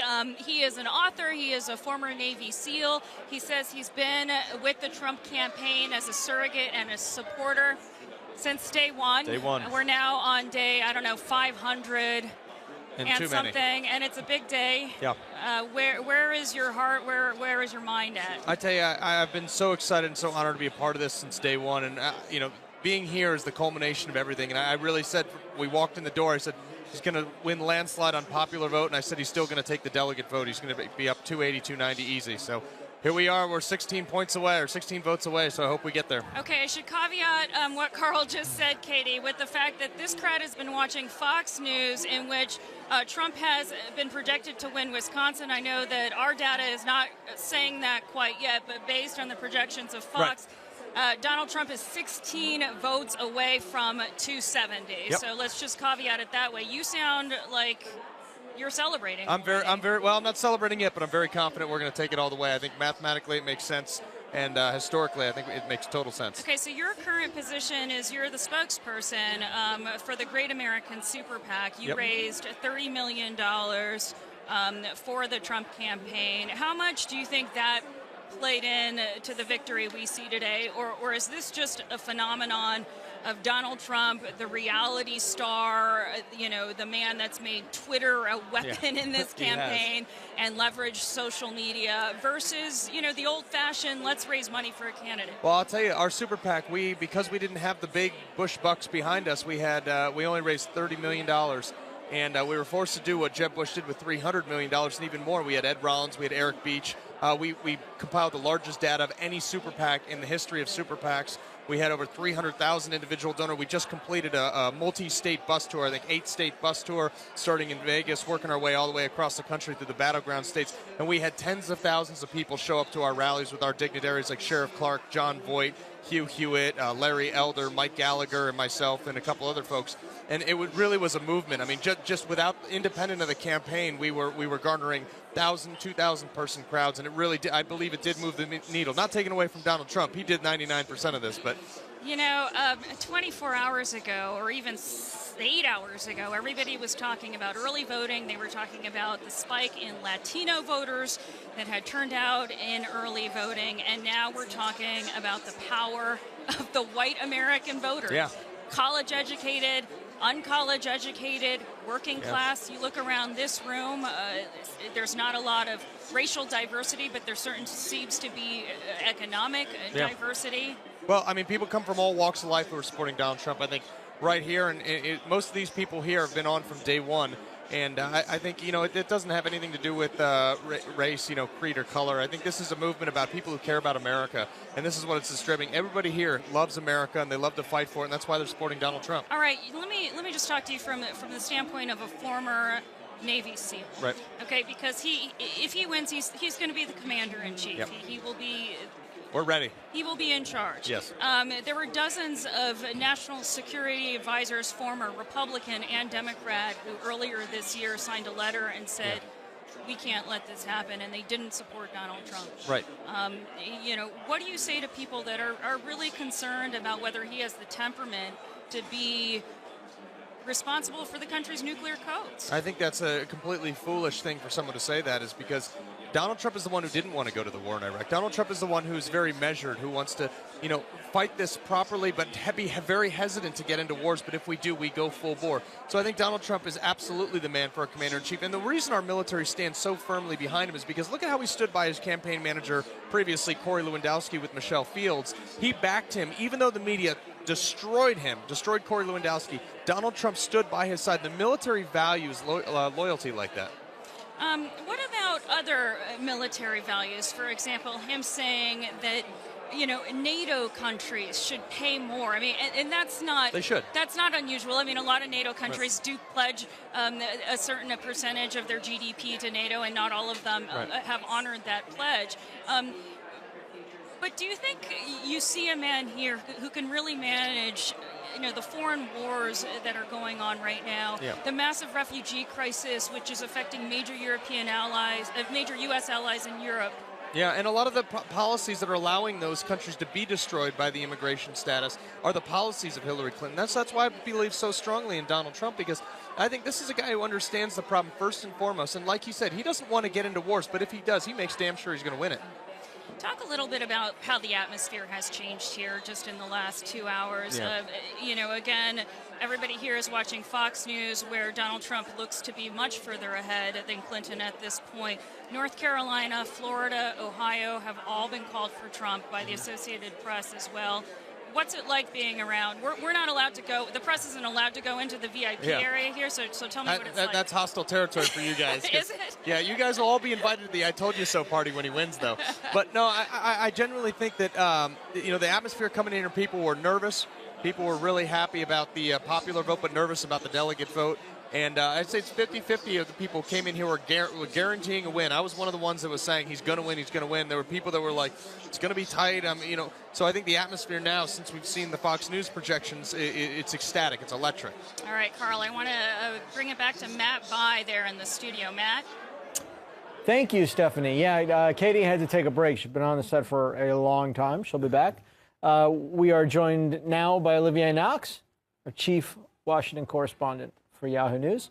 A couple of small news items. Well, not necessarily small. California and Massachusetts have apparently legalized marijuana initiatives. Is it medicinal marijuana, I guess? Yeah, some are adult use and some are recreational. And Nevada has just been called for Hillary Clinton, which is, Jamal, a significant. It doesn't get her on the path she wants to be on, but it keeps her alive, right? That's right. That's right. It does. Let me ask you, Evan. Evan Thomas is back too. We've been just changing it up all over the place. Like America. And we're all trying to put together here, what's happening. Evan and I were just talking about the international reaction to this, which I think is something we haven't talked that much about. It's going to be quite stark, isn't it? Really stark, severe. I have friends in Europe who were freaked out about this before tonight. And people who depend on America as an ally, really depend on us, are going to, I think it's going to be a storm that's hard for us to imagine how bad it's going to be. So what does that translate into? I mean, we will see if Donald Trump is in fact the president-elect. We will see how it affects markets tomorrow. Well, no question about that. Markets are going to crater. Then all over the world. What is does the international reaction matter? What happens, practically speaking? Well, that's the thing. We've never been any place like this before. We really haven't been. There's nothing in our history books that tells you. The United States has never elected a populist, but a populist like Donald Trump, I mean, of his character, we've never gotten anywhere near that. There's just no template for this. There's nothing you can draw on in the American experience that tells you. Well, I want to bring in Andy and Rick, who are still in the newsroom too, to talk about the financial aspect of this. But before I do, Olivia, because you've done so much international coverage, right? What's your impression of it? Where's the rubber hit the road here in terms of a potential Trump victory affecting immediately American relations in the world? I think there's going to be some bet hedging, particularly in some NATO countries. Donald Trump. We heard that exchange with Stephanie and one of the Trump aides, where they reimagined essentially what Donald Trump said. Because what Donald Trump said was he would not automatically enforce the mutual defense part of NATO. This is the linchpin, the centerpiece of NATO. And it's been reimagined since. One thing I've noticed over the last 15 months is that a lot of the Trump voters that I know, and actually I know a fair number, just don't believe that. If I say, well, he seems to be undermining NATO, they say, don't believe it. That's just stuff. Right. It's just noise. Stuff he says. But if you're a decision maker in Paris or in London or in Berlin or in Moscow or That's the decision maker I'm wondering. I was slipping that one. I was hoping to slip that one by you there, or frankly, or Baghdad or Kabul or any of these other places, you got to look at the landscape and start to wonder, okay, how much of what he said during the campaign actually turns into policy? Who's going to be the driver? Who's going to be the Secretary of State? Where's he going to get his advice? Right. But you have to start bet hedging, right? So you got to start thinking like, all right, so if you're the Baltic countries and you're worried about Russian aggression. Or if you're Iraq and you're kind of wondering how he's going to prosecute the war against the Islamic State, you have to start taking steps now for worst-case scenarios. Okay, we can now, thank you, we can now report that Republicans will hold the House, which is not a surprise to anyone. Nope. I think it's pretty clear they're also going to control the Senate. So we are going to have, for the first time since, I guess, 2001, right? We're going to have an all-Republican.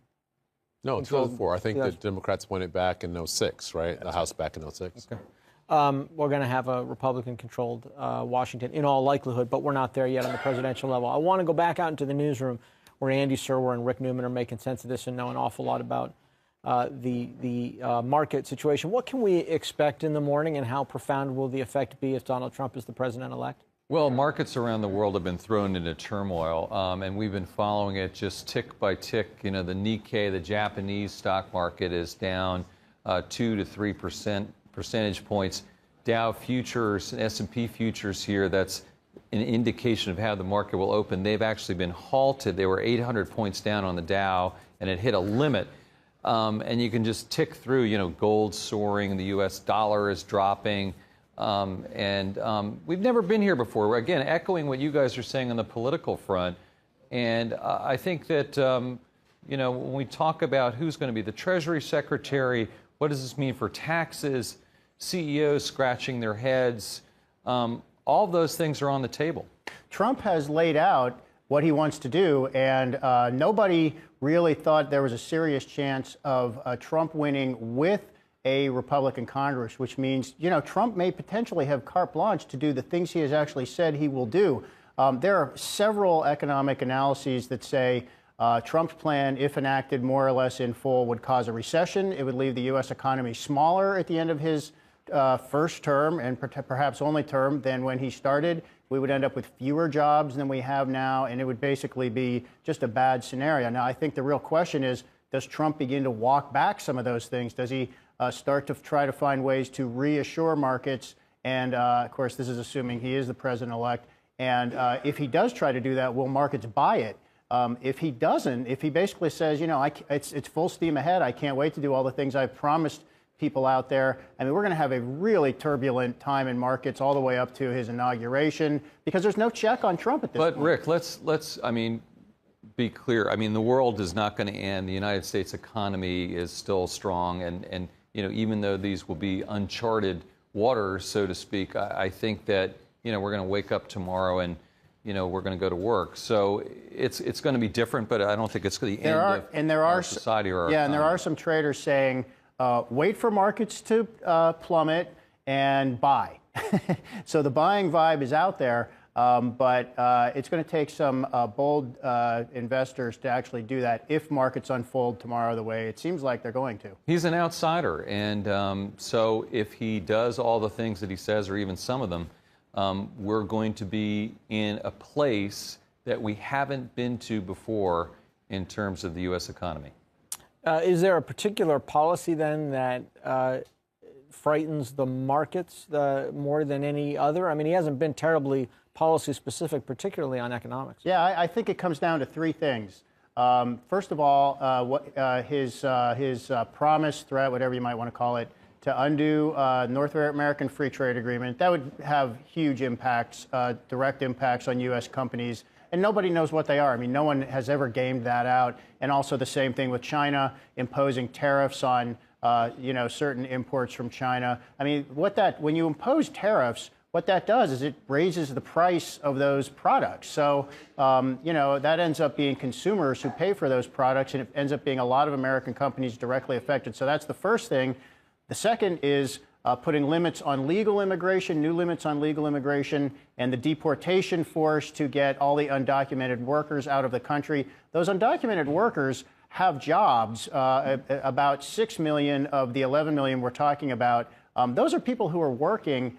So that's a big disruptive factor. And third, he has been really critical of Federal Reserve Chair Janet Yellen and said he would perhaps consider ways to get rid of her, and that she has politicized the Fed. I mean, that freaks markets out because a lot of people in the markets think the Federal Reserve has really been sort of the only adult in Washington sort of paying any attention and doing much about the economy. Congress has really done nothing in terms of fiscal policy for several years. So those three things really bother investors. It is the end of the status quo for American business.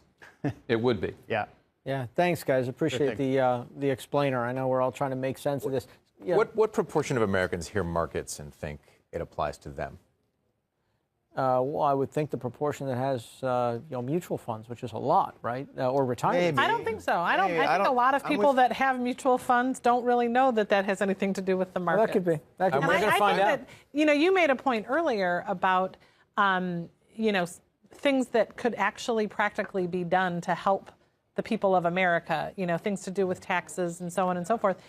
I think one big thing that should be addressed is just making things less complicated for people. There are a lot of people, a huge majority of people in this country that don't really understand what's going on in all their tax forms, don't really understand what's going on in these packets of health care information that they get. They're sort of just following along and signing things and checking boxes, but they don't really understand, and it's all incredibly complicated and complex, and it shouldn't be that complex to just live our lives in this country. Right, and that's probably fueling some of the frustration. I've got a friend who's a great small business owner, and I asked him, what could the government do for you? And he said, listen, I know I've got to pay taxes. That's not really my problem. He said, I would just love it if I could just handle all of my government business the same week. Yeah. So, but what he ends up having to do is do one thing with the state and one thing with the city and another thing with the federal government, and then there's another thing with the employment issues. And so he spends so much of his year paying accountants to figure out how to manage all of that. And this is Trump's big appeal, that Trump goes out and he gives speeches and he speaks at almost a third grade level. It's so simple. All of his solutions are so simple. And this sort of elite, New York, Washington, D.C. crowd looks at that and says it's reckless. And to a lot of the American people, they say, sounds good to me. We got to go back now. Bianna's watching this historic and shocking night play out over at Clinton headquarters. Bianna, what's going on over there? Yeah, Matt, first I just wanted to interject on the conversation you were having about the economy and the prospects of President Trump with the Republican House. That doesn't necessarily mean that the two would agree on business-related issues regarding the economy. Remember, the majority of the other candidates, the other 16 candidates that ran against Donald Trump, were against most of the business policies that he was putting forward. Any of the details, the very few details that we got, but what we did hear, the majority of them were against, including trade, what have you. So one has to wonder, would a Paul Ryan want a President Trump? Would he be able to work with him better than he would have been able to work with Hillary Clinton? So it's not necessarily a home run as far as both sides agreeing on the same issues, even if they do belong to the same party. But I want to turn back to Liz, because we've been trying really hard to find anybody from the Hillary Clinton camp, from low-level officials on down, to come on and give us a statement. You haven't been getting any responses back to email requests and phone calls and texts. Are they just on a stand-down mode, or what are you hearing? Yeah, this is pretty unusual for them. I mean, the Clinton campaign isn't necessarily the type to tell you everything you want to know, but they're responsive. They get back to you, even if to just say there's nothing we can say. So I think there's a sense that they're in a lockdown mode right now. Even the lower level staffers disappeared from the Javits Center like about half an hour ago. Yeah, and I know that you did reach out to a top Hillary surrogate who had some ominous words, at least with regards to Hillary Clinton's prospects of winning this tonight. Yeah, so we haven't heard anything from the Clinton campaign, as I was just saying, in terms of are they, starting to consider this? Is this looking bad for them? Are they considering the prospect of defeat at this point? But we can tell from some of their surrogates that yes, they are. They're really staring this in the face. And so I reached out to Howard Dean, the former governor of Vermont, who's a surrogate for them, and I basically said, what happened here? How are you feeling? And he said, this was a populist revolt that succeeded. Sort of already talking about it in the past as if she had lost. And he said he's very worried about the markets, short-term, and then long-term NATO. Yeah, and our European allies, and of course I'm very curious to see how they're reacting overseas as these numbers and results are coming in, in particular Russia and Vladimir Putin. But I want to go back to Stephanie Tsai across town, because we couldn't be in two more opposite, at least emotional settings right now. Stephanie, we're so close but so far away on an emotional level. Miles away. Yes. Bianna, there is a very different atmosphere here at the Trump election party, which when I applied for the media credential here, you had to check victory party, and I think the sense is more and more that may be the case, although it is not over yet, even though it is 12:40 a.m. Eastern. I'm here with Joe Borelli, who is a New York City councilman from Staten Island, one of the boroughs here in New York. He's also a Trump surrogate. Joe, Staten Island is one of those places that may have actually gone for Trump in New York, even though he lost the state. Well, it's one of the wiser counties in the state, as we'll say.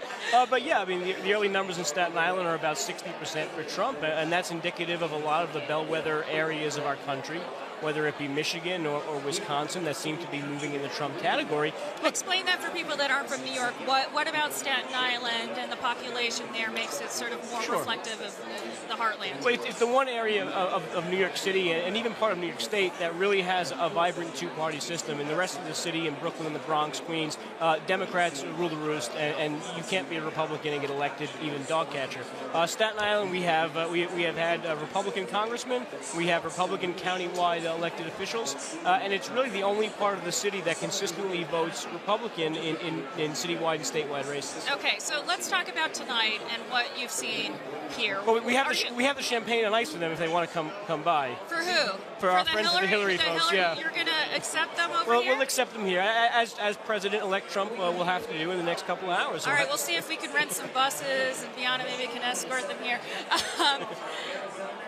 The atmosphere's changed. It was almost a foregone conclusion if you trusted the various polls that Donald Trump would be on that podium tonight as a defeated Donald Trump. The momentum, at least in the battleground states, he has won Florida, Ohio, North Carolina, and Fox News is projecting that he has won Wisconsin, which has been a Democratic stronghold for more than a decade.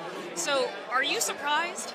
Oh, look, I can't lie to you and tell you that I'm not surprised at some of the states that he's won, but, you know, the IBD poll has been the most accurate poll in many years, and we had that poll show Trump was up, I think, 2 or 3 earlier today. So it shouldn't be a total surprise to people.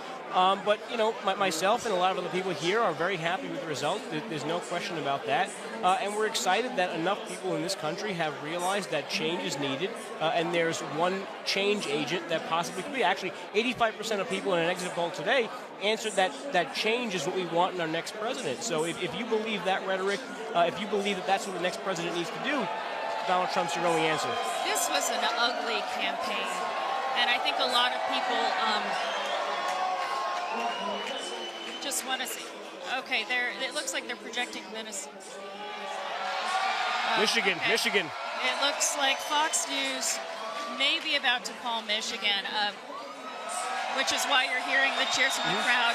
They're also and Pennsylvania. And they're also showing numbers from Pennsylvania. They're showing a dead heat with Donald Trump up 0.1% in New Hampshire. They're not showing the number of precincts reporting on this, so and I can't hear.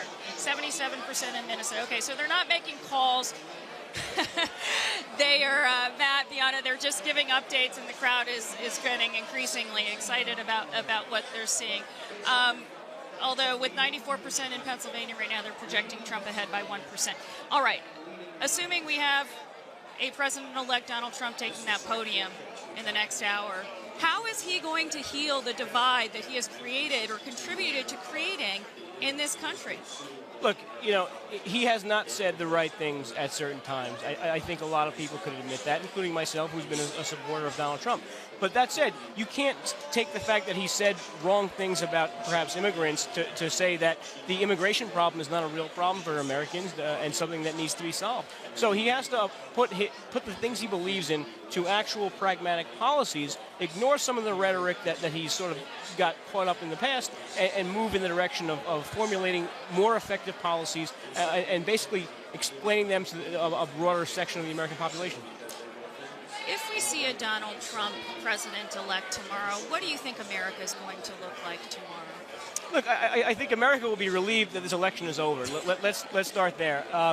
But, you know, we always have this situation. We've had very highly contested races in the past, and, you know, after a day or two of taking a breather, we've always seemed to come together and support the next president. That's not to say that there's not going to be a vibrant system of opposition and support for President-elect Trump, but inevitably, Americans are going to come together and say we want our country to do better, and we want our country to be great again.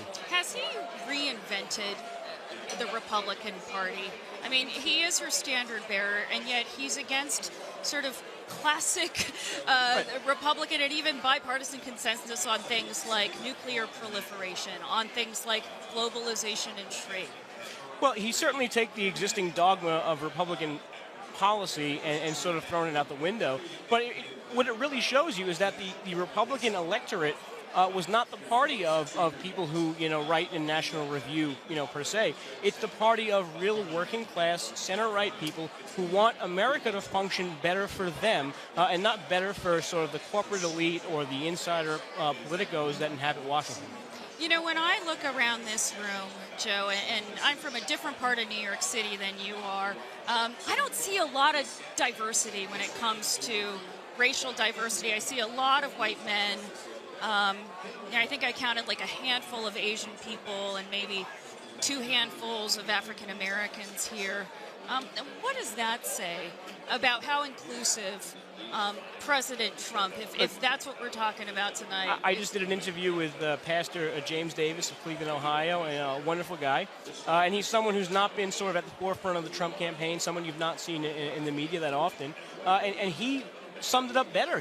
The Republican Party is not the party that boxes people into groups and assumes they vote a certain way, assumes they believe certain things, assume they are a certain way. The Republican Party essentially wants to make the country better, more prosperous, more advantageous for all of its voters. So that's what we're hoping for all people of every color. All right, Joe Morelli, thank you so much. We're going to send it back to you guys in the studio. Okay, Stephanie, thanks so much. Appreciate it. Yeah, I'm back. Hi, thank you for the bathroom break, everybody. I greatly appreciate it. So let's talk a little bit about Putin, Russia, the role Russia did or didn't play in this whole process. Evan, what are your insights on that? It's been speculated that this is what the result Putin wanted.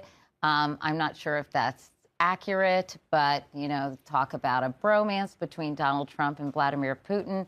He said later that he didn't know Putin. He kind of distanced himself, but maybe he didn't even need to distance himself because maybe it was all speculation anyway. So what's your take on this? Well, the greatest single risk coming out tonight, assuming that Trump wins, is the Balkans.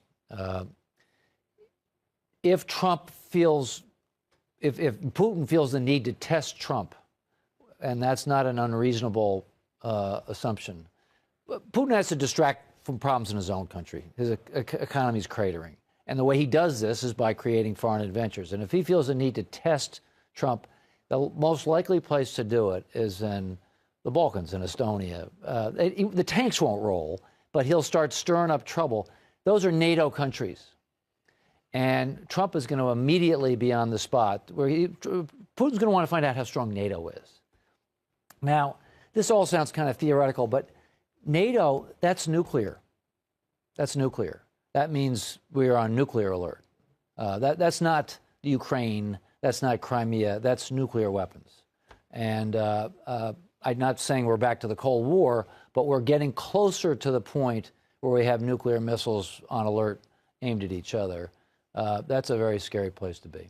And do you think that Putin is going to try to test him that way? I mean, why do you say that? And we don't know how reckless he is, but Putin distracts from problems in his own country by creating foreign crises.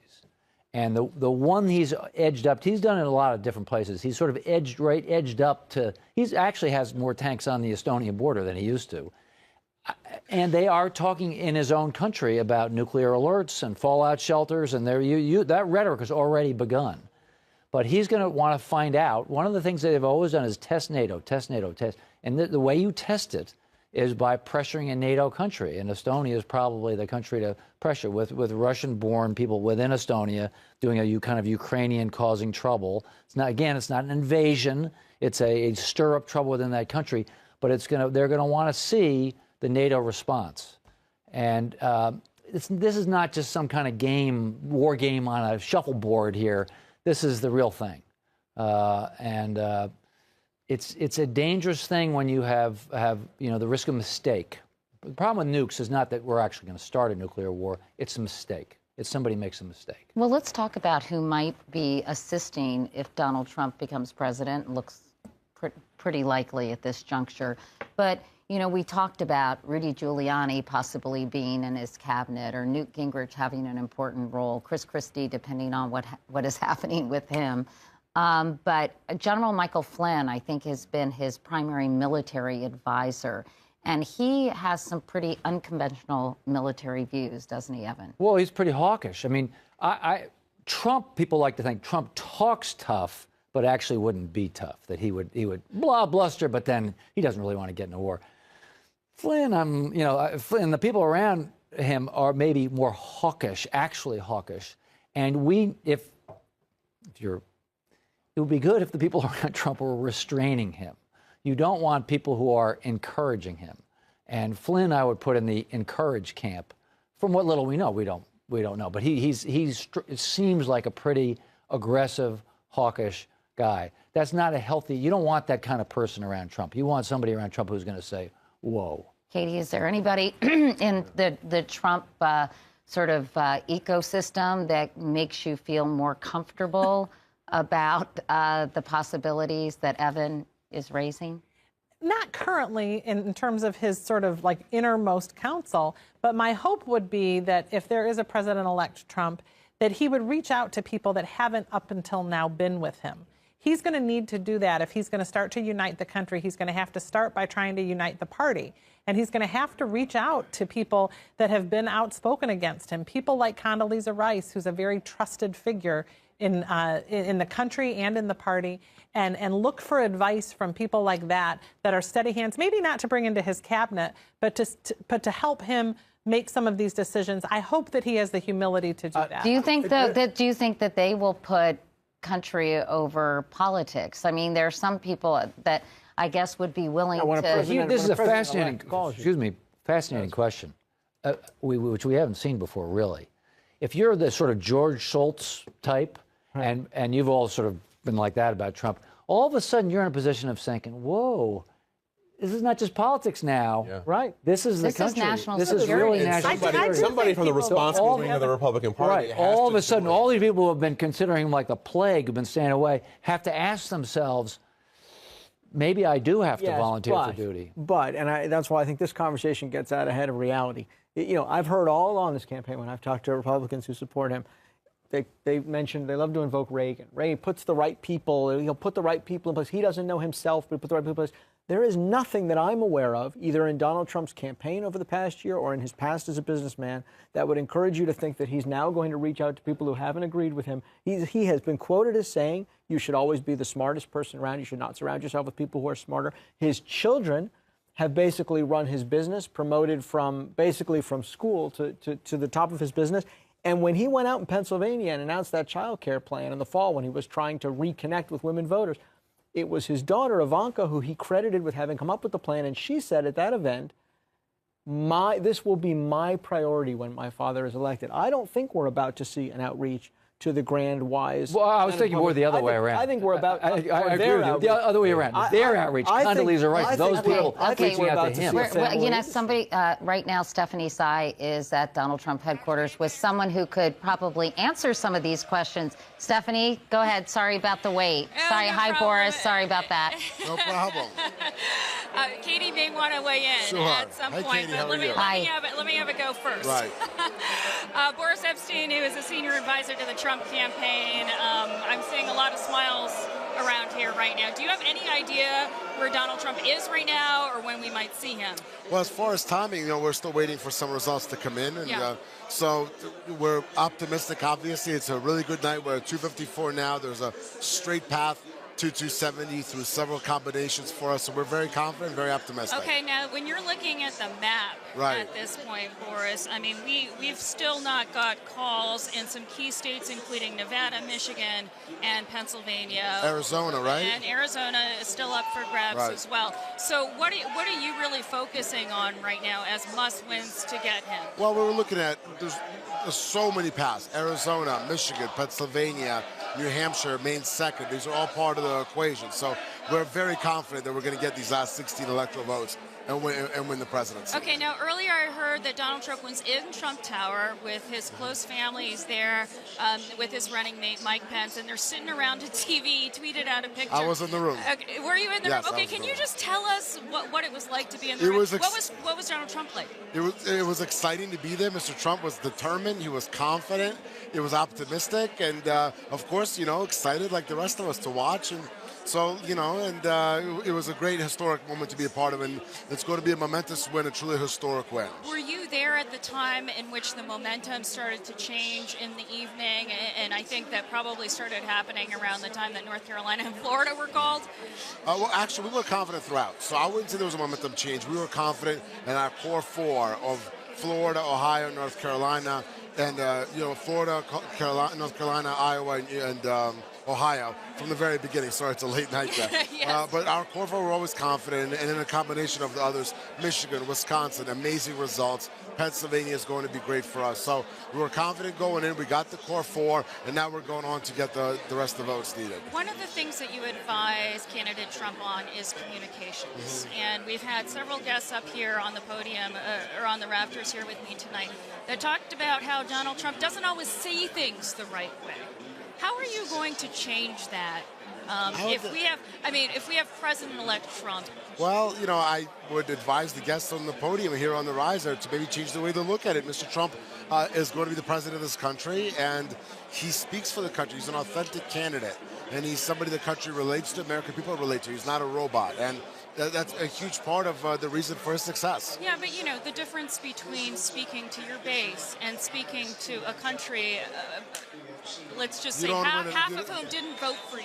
How do you bridge that gap? Do you change your tone? He's going to be uniting president, and he is a president as a Republican who spoke of child care, who spoke of policies which are revolutionary for Republicans. So he is somebody who is a uniter, and he's going to be uniting president for sure. Okay, at what point tonight are you going to feel safe? And are you at that point right now? Once the number says 270. Okay, you're not celebrating quite yet. Absolutely not. We never, you never want to call before it's there, but we're confident. We're determined. Obviously, Hillary Clinton has very few paths left. We have plenty, so we're very optimistic and confident. Is there anything, Boris, that you regret about the way this campaign was handled? Absolutely not. Question, Stephanie? Katie, hey, Boris, can you hear me? Yes. Hey, Boris, so just a few minutes ago, David Duke tweeted the following: God bless Donald Trump. It's time to do the right thing. It's time to take America back. Is that really the kind of supporter the Trump organization wants to associate itself with? We denounce David Duke's support. We disavow it. Mr. Trump has denounced, disavowed time and time again. So, you know, whatever Mr. Duke says, that's up to him, but we denounce and disavow, all hate from all sides of the political spectrum. Do you think it was denounced loudly enough? Because there are many followers of David Duke and white supremacists, and Donald Trump has at times retweeted some of the messaging from those organizations.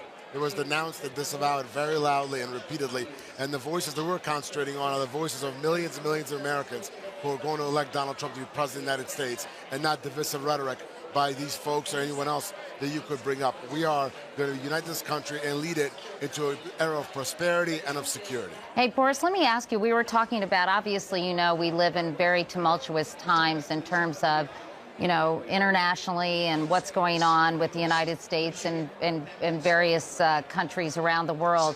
So we were speculating about Donald Trump's inner circle. Can you tell us if there's a short list, for example, for State Department, the Department of Defense, the NSA, even Secretary of Treasury? Because we were trying to figure out who some of the people are that Donald Trump may want to tap to be part of either his cabinet or his inner circle of advisors. Katie, I'm not going to speculate, but what I will tell you is, first of all, we have to get to 270, which we will. And second of all, Mr. Trump surrounds himself with extremely smart, bright people, both with political experience and with business experience. And it's going to be a cabinet that's made up of very smart people, people with great experience, people who will serve the best interests of this country and not the Washington, D.C. establishment. And, you know, the markets are having a very negative reaction to this news, Boris. What do you make of that, and what do you think can be done to calm these markets down? You know, that's how the market reacts. It reacted that way to Brexit and then bounced right up. So we're very confident that once the market digests the information, Mr. Trump will lower taxes, will spur the economy, will lower the corporate tax rate. The market is going to react the right way and will keep going up. How do you think? Go up naturally, and not because of monetary policy that caused inflation. And how do you think he'll be able to work with people like Paul Ryan or Republicans who are lukewarm to his candidacy or just downright opposed to it? Mr. Trump is a uniter. He will absolutely work with Paul Ryan and all others in the Republican and those in the Democrat Party. He's always worked with people across the aisle. And I have to ask you about your television future, Boris, because I know you were anchoring Trump Tower TV on Facebook. Trump Tower Live. It was not Trump Tower TV. Sorry, Trump Tower Live. I apologize for that. We of all people. Yeah, we should definitely know the difference. So, what are you going to? Is that going to continue? Trump Tower Live. Are you going to have sort of a media arm to the White House? What's the future for that? Katie, at first we have to get to 270, and then we have to concentrate on making sure that America does become great and is safe and is secure. And as far as any of these logistics, you'll just have to wait and see. But I will tell you, it's going to be great. All right, Boris Epshteyn, thanks very much for your time, and tell Stephanie thanks for her time too. I will do it. Thanks so much for having me, and congratulations to all those voters out there. Okay, thank you, Boris. Okay, Mike Allen is here. Hi, Mike. Katie? Do I still introduce you as with Politico? Mike Allen from Politico, yes. Right, thank you for having at me least here. for another day or so? Another week. Another week. All right, so Mike Allen, Quite a gosh, you've covered politics for as long as most of us here, so... Since back when Matt and I both had hair. and followed Bill Bradley around. What tame times those were. So, Mike, where do I begin? What do you think of this really astonishing? I think Mike Isikoff used the word astonishing, and it is pretty astonishing. No, not in the hall. Mike Isikoff saying this is the biggest upset in American history, eclipsing 48. David Axelrod tonight, who saw a young state senator Obama, thought he might have a future, helped him become senator and President Obama. He tonight is calling this a primal scream, which is the perfect way to put it. The people around this table, we've talked among ourselves about what we thought was coming, and we thought we maybe understood it, but we didn't. And I pointed for a while to November 30th, 2015, the exact day that people in New York, people in D.C. took Trump seriously. Until November 30th, 2015, I wager that not one person at this table knew one person who was a Trump supporter. That's the day that we all came back from Thanksgiving. We went home for Thanksgiving 2015, and everybody had crazy uncle or someone at the end of the dinner table who had one of those hats, Make America Great Again, preferably the camel ones. I'd say the price is probably going up, right? And it's when it started to dawn on us. And my brother Scott lives in an exurb of Raleigh, and he said, why are you surprised? This is the silent majority. Like, we saw this in the primaries, and it's a reminder, a humbling, sober reminder of the bubble that we live in. And all of us traveled the country, and all of us got out during the campaign, and we thought we understood it. But we understood it only shallowly. Yeah. What we thought was mostly an economic primal scream, it turns out it's also cultural, it's also psychic. There's so much more to it. Although, Mike, I would point out, I mean, the difference being in the primaries, where you had a fractured field of 17 candidates, he didn't win a majority of Republicans, and he didn't get to 50% in primaries till near the end of that process. I think there was a reason to think going forward that it was a very different thing and for a general election. And when you look at those questions today on the exit polling saying, qualified to be president, 1/3 of voters, temperament to be president, 1/3 of voters, there's a disconnect between, that primal scream doesn't have a whole lot to do with him. It actually has more to do with us in some way. No, exactly so. And a different way to say it is the other end of the telescope is, for so many people that I talk to out there, it wasn't Donald Trump or what he believes, because I'm not even sure he sometimes knows. It was that he had all the right enemies. And those included us, it included Washington, included Hillary Clinton. They hate the people that hate him. The Federal Reserve, banking institutions, Lloyd Blankfein. The educated. One thing Mike said, which is very similar to what typically would be in the Democratic process, which is if you think about our 3 successful Democratic presidents in the last 50, 40 years, they were all people you would never have thought, no one thought would actually have won the White House 2 or 3 years before they ran. Jimmy Carter, Bill Clinton, and Barack Obama.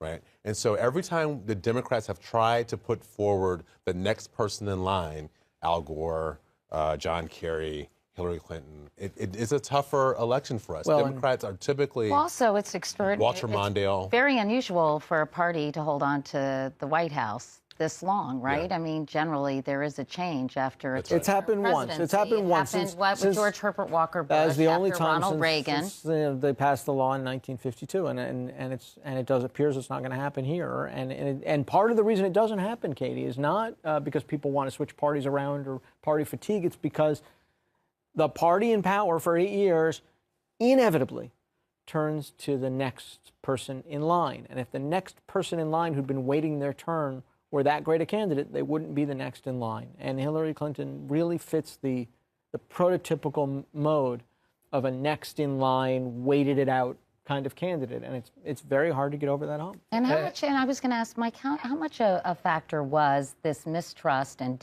intense dislike that many people have at a very primal level, to quote David Axelrod, you know, and you wonder what would have happened if somebody like Joe Biden had in fact thrown his hat in the ring, a better retail campaigner.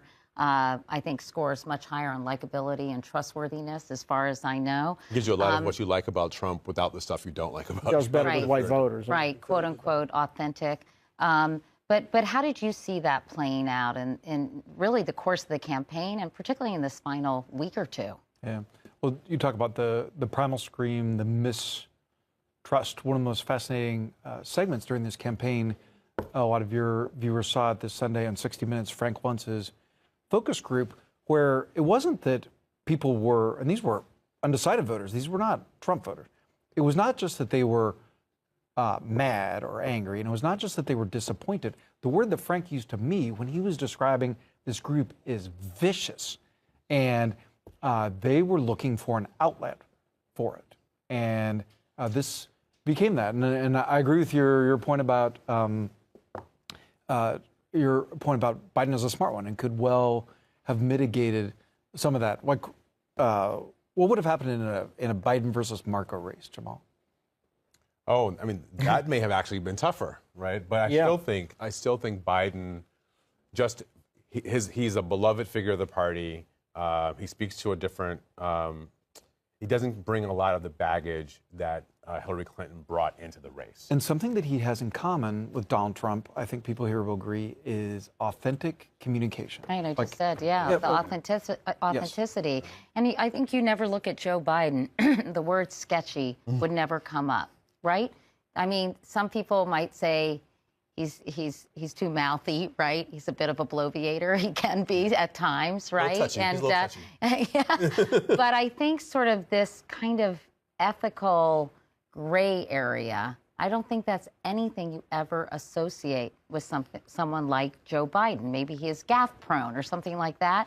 But I think these questions that kept coming back to Hillary Clinton and the Clintons in general, whether it was about the foundation. Now, it's interesting because for every critical question about the foundation, there was something on Donald Trump's column that was as bad or just as bad. The voters didn't care about that because but that didn't seem to resonate. Because as I said all along, I think because he was judged and is judged as an entertainer and not as a politician. And entertainers can change their mind every 20 seconds. Politicians can't. I'll tell you, one thing we haven't talked about in this regard, and maybe it's too soon and we don't have the counting yet, but I mean, Jamal, what happens in the Democratic Party tomorrow? If this goes the way we think, I mean, tomorrow, over the next few months, the first thing that's going to happen is there's going to be a wave of people in the Democratic Party who say, if you'd gone Bernie Sanders, if you'd gone populist, the camera will just swivel to Elizabeth Warren, and there will be this very strong sentiment inside the party toward a more ideologically pure party, which could be complicated. Well, here's what I think has changed in the Democratic Party. We used to sort of look for the moderate candidate after Dukakis lost. You look for the moderate candidate that you could sell to the base. I think we have now become a party that wants a base candidate that you could sell to the middle. Both parties, right? And so I think I'm not sure Bernie Sanders. Well, that's what was you really certainly had with Donald Trump, right? Sure, absolutely. It's because it's a lot easier for you to sell a movement person to the middle than it is for you to settle a middle person to the movement. This is the modern primary system, which caters to a very small number of very loud voters. Because you're counting on the movement people to make a practical decision. And if they were practical, they would have never been with Bernie Sanders in the first place, right? So, really counting on them to do that is a much tougher ask of them than asking the pragmatic people who are part of the establishment to adopt this person who's come out of the... I wonder if you could get, this is such a shock to the system that it will actually splinter the parties. It will get a third party that is... This is very possible. A middle party, basically. People fleeing, even though if Trump wins and the Republicans win, fleeing that party and also fleeing the Democratic Party and forming a moderate party. I don't think you get a party because I don't think people are interested enough in parties to build them anymore. I think you get personalities. I think you get people you were talking about before, people rushing in, people seeing both a vacuum and an example in Trump and saying, hey, I can do that, and now there's an opening, and the parties are a mess. I do think there will be windows for other celebrities, other wealthy people to begin to exploit. You can be sure that Michael Bloomberg is contemplating his political future. Well, he's probably contemplating his decisions in the past year, too. Right. And I've thought for a long time that Barack Obama was really one of our first independent presidents, right? I mean, he really built a movement of his own. It wasn't really a Democratic movement. It was a Barack Obama movement. He used the Democratic Party as a vehicle, and he came out of, even though he came out of Democratic politics in Illinois, he was not a member of the party establishment in Illinois. So he really sort of ran as the kind of the other man in the Democratic Party. So we will have had 2 straight presidents if Donald Trump wins tonight, who effectively staged takeovers inside their party apparatuses, whatever the plural. Apparati. And I think that, and I don't think that's a coincidence nor the end of a trend. You know, one thing to put this all in perspective, the economy is not that bad. We've had this unbelievable earthquake at a time when unemployment's, 5% or something? Less. Compared to other countries. Yeah. I mean, the economy's super. No, our economy is in pretty good shape. Now, there is this important group that was left behind, and they were obviously the core group of Trump. But that didn't get him to 50. It's something else going on. It's a cultural, sociological thing. It's contempt for the elites. It's contempt for political correctness. Boy, is it really a shot at political correctness. That's a big piece of it that we just don't quite understand here. We live in a politically correct world, and we don't. Well, I also think the social changes are happening so quickly. Absolutely. I think it's been really hard. Tom Friedman, I had talked to him on my podcast, and he was talking about Americans having this sense of stuckness. Yes, the economy is getting better, but wage stagnation and people feeling that it's not really helping them. And of course, they even mistrust those economic figures, thinking it doesn't include the underemployed or the people who have stopped looking for work. And costs rise. So yes. even if you're staying still, the costs of education don't stay still. The cost of health care don't stay still. So I think, it's a little bit of an escalator effect, right? I think people certainly feel like it's going backwards. But and then we have social movements, right, yeah. Jamal? We have the Black Lives Matter movement, which is gained speed very quickly, and people are starting to really re-examine that. Then you have gay marriage. Yeah. And I think for some people who are more traditional, it's been really hard for a lot of folks to wrap their heads around these really rapidly changing cultural mores. And I think that's being reflected in the electorate, A friend of mine put it to me like this. He said, if you're African, it's a white friend from South Carolina. He said, look, if you're an African American, you may feel like the country isn't getting better fast enough.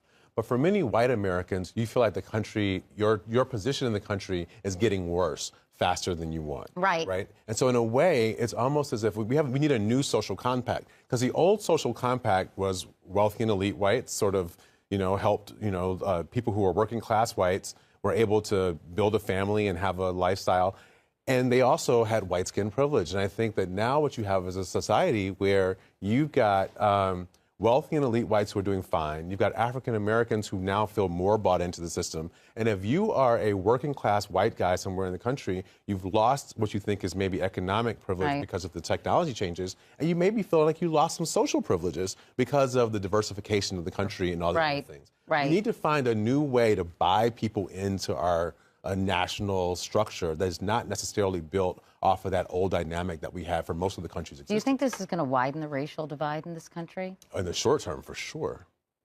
In the short term, for sure. What happens after people calm down, I don't know. But I think you'll have a lot of people kind of pulling away from each other. Meanwhile, we're looking at a shot at Clinton campaign headquarters at the Jacob Javits Center, where she was hoping she was going to break that glass ceiling, but clearly that looks increasingly unlikely, if not downright impossible.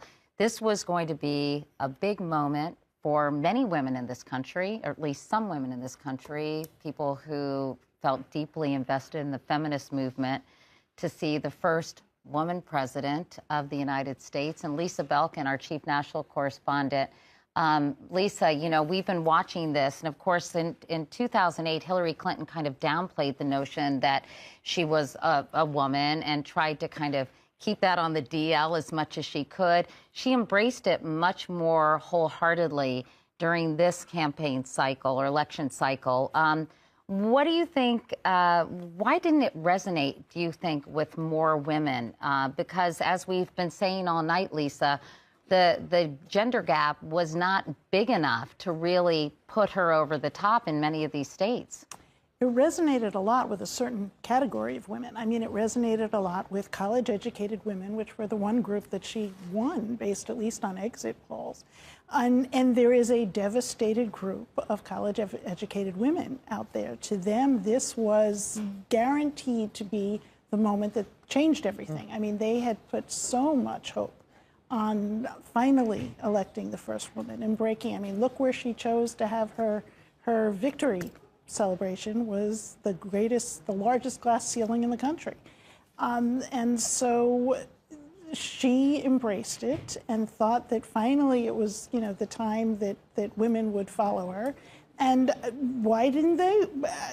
We're going to talk about that for the next 4 years. Well, why do you think that? Was it because there were issues with Hillary Clinton personally that kind of overshadowed the excitement about a woman president? Yeah, I think it was this woman. I think there were an awful lot of women who said, yes, I absolutely want a woman president. I don't want this woman. I mean, Hillary Clinton came with baggage and thought that she could overcome it with women, overcame it with a subgroup of them. But there were a lot of women who, the context around her has changed. So she's been around for so long that she's now talking to a completely new generation. Some of that generation has no memory whatsoever of her being in the White House. They know that they've heard for a long time that there were scandals, and they don't remember her when she was actually First Lady. And they condemn the idea that maybe that she would jump to the presidency because of her husband. They have changed their view on sexual assault and sexual harassment and blaming the victim. And so to them, it resonated that when people accused her husband, that she attacked them. Back then, women saw that as something that made her strong. Now, millennial women saw this as something that made her weak. She is talking to a different generation of women. So I think it was generational as well. And I think the cornerstone of Hillary Clinton, I think, throughout this campaign has been competence. But does competence only take you so far? Do you also have to have trustworthiness and likability in addition to competence? In other words, competence alone isn't enough. Well, neither of them were likable. And I think we want to like the candidate that we vote for. I think what probably, when we parse the numbers, hurt her with women was, again, that older women liked her and extremely educated women liked her, and younger women went for Sanders or went for Trump. Lisa Belkin, thanks. We want to talk to Olivier Knox for a minute, because a bad night for down-ballot Democrats. Pat Toomey has been reelected in Pennsylvania, and the Republicans are going to maintain control of the Senate. Olivier, there were high hopes and great expectations at the beginning of this day, thoughts that Chuck Schumer would become the Senate Majority Leader. What happened? Well, what we have to call, I think, the Trump wave happened. There was never a credible chance for Democrats to retake the House. That would have required something like a 30-seat swing. But Democrats had really hoped, and in fact, Republicans had feared that Democrats would retake the Senate. That was very much a possibility. We in the media were talking about, oh, look, if it's 50-50 and Hillary wins, Tim Kaine casts the deciding vote. We had all these dramatic scenarios in our minds. And what actually happened was the voters returned Republicans, although Democrats made some gains. Harry Reid, who's retiring, the Senate Democratic leader, managed to work it out so that he looks like he'll be handing off his seat to a Democrat. That's a notable victory for the Democrats. But obviously, they've got to be very disappointed with how this turned out. Bianna, meanwhile, is at Clinton headquarters. Oh, no, she's not. Well, she is, but she's not available right now. So what do you think happened with the Senate, Mike? I mean, it was the Trump wave, pure and simple? Well, yes, and just to step back for a second, we were talking off camera about how Like the media screwed, pollsters screwed. Like a lot of people like sitting here. Like I really studied these Senate races, and these outcomes were not seen. The networks were preparing to call the Senate as Democrat, at least 51. Everybody thought Toomey was going down, and so it's not just our guts that aren't determining. Picking up on what's happening in the country, it's polling too. Well, so let's talk about polling, because Matt, you wanted to discuss that for a moment. I mean, I have felt several times in the last decade, writing about politics, that we reached a moment where nobody's going to listen to polls anymore, and yet they always make a comeback, But it is becoming vastly apparent, and tonight it is just a gigantic hole in the universe, calling to us that the polling isn't working, it isn't reliable, and part of it is, I think, the changes you talked about earlier, cell phones, younger people not having phones, all the reasons it's hard to poll. Part of it, frankly, is that we've just started to do, we as an industry have started to do things with the data that it really doesn't lend itself to.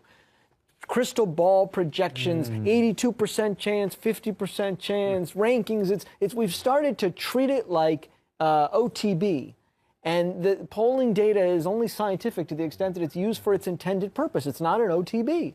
And so, I've been very critical all along of the way we sort of make a game of our politics. Not only have we made a game of it, we've made a game of it where the information we're giving out is actually turned out to be useless. How else, Matt, though, do you take the temperature of the electorate? No, the temperature of the electorate is a different thing. Any pollster understands that taking the temperature of the electorate is one thing. This is a fascinating point talking about the prognostication gamifying of it, right? and the gamesmanship. You open the New York Times app at this very moment. The New York Times, of all people. Yeah. Open their app at this very moment, click on Upshot, and there it is.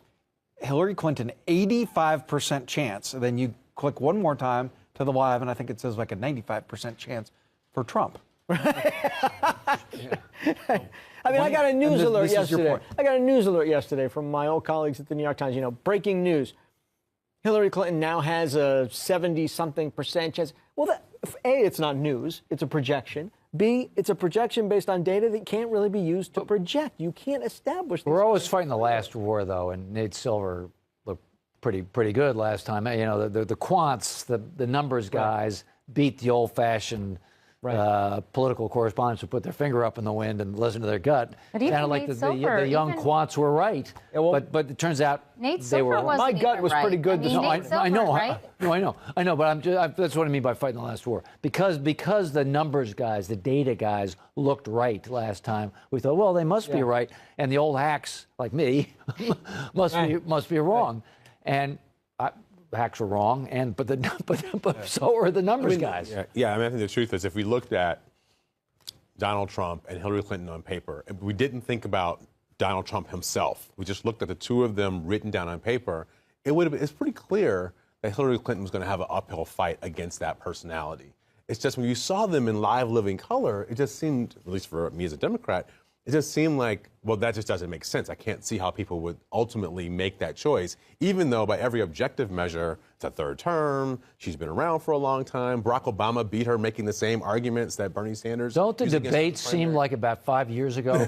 Right. Because she looked like she crushed him in the debates, people like us. But haven't we seen that before? I mean, John Kerry crushed George W. Bush and didn't become not that bad. I mean, not that bad. And not that bad. And there also is, I think I said maybe here the last time I was here, that there was a disaffected black vote that showed up for Barack Obama that people didn't expect in 2008 and 2012. And there was a disaffected white vote that showed up for Donald Trump this year that people just didn't expect. But it was there. There were people out there who just. But they should have expected it. It's just that the data didn't show it. I mean, I've been saying for a week, it's just, late votes break for challengers. And she clearly was positioned as the incumbent in this race, and he clearly had that vote. The only question was whether she was going to make it up among we had all those college-educated voters. And I think they expected it, just not in the numbers. Yeah. Right? I mean, I think everyone knew but she didn't get the numbers. That she underperformed, right? Well, underperformed if you're going by, Obama math. But I think, again, I think Democrats always made the mistake of confusing their math with his. And he's, as you point out, he wasn't a Democratic candidate. He was his own thing, and the math was always going to be different.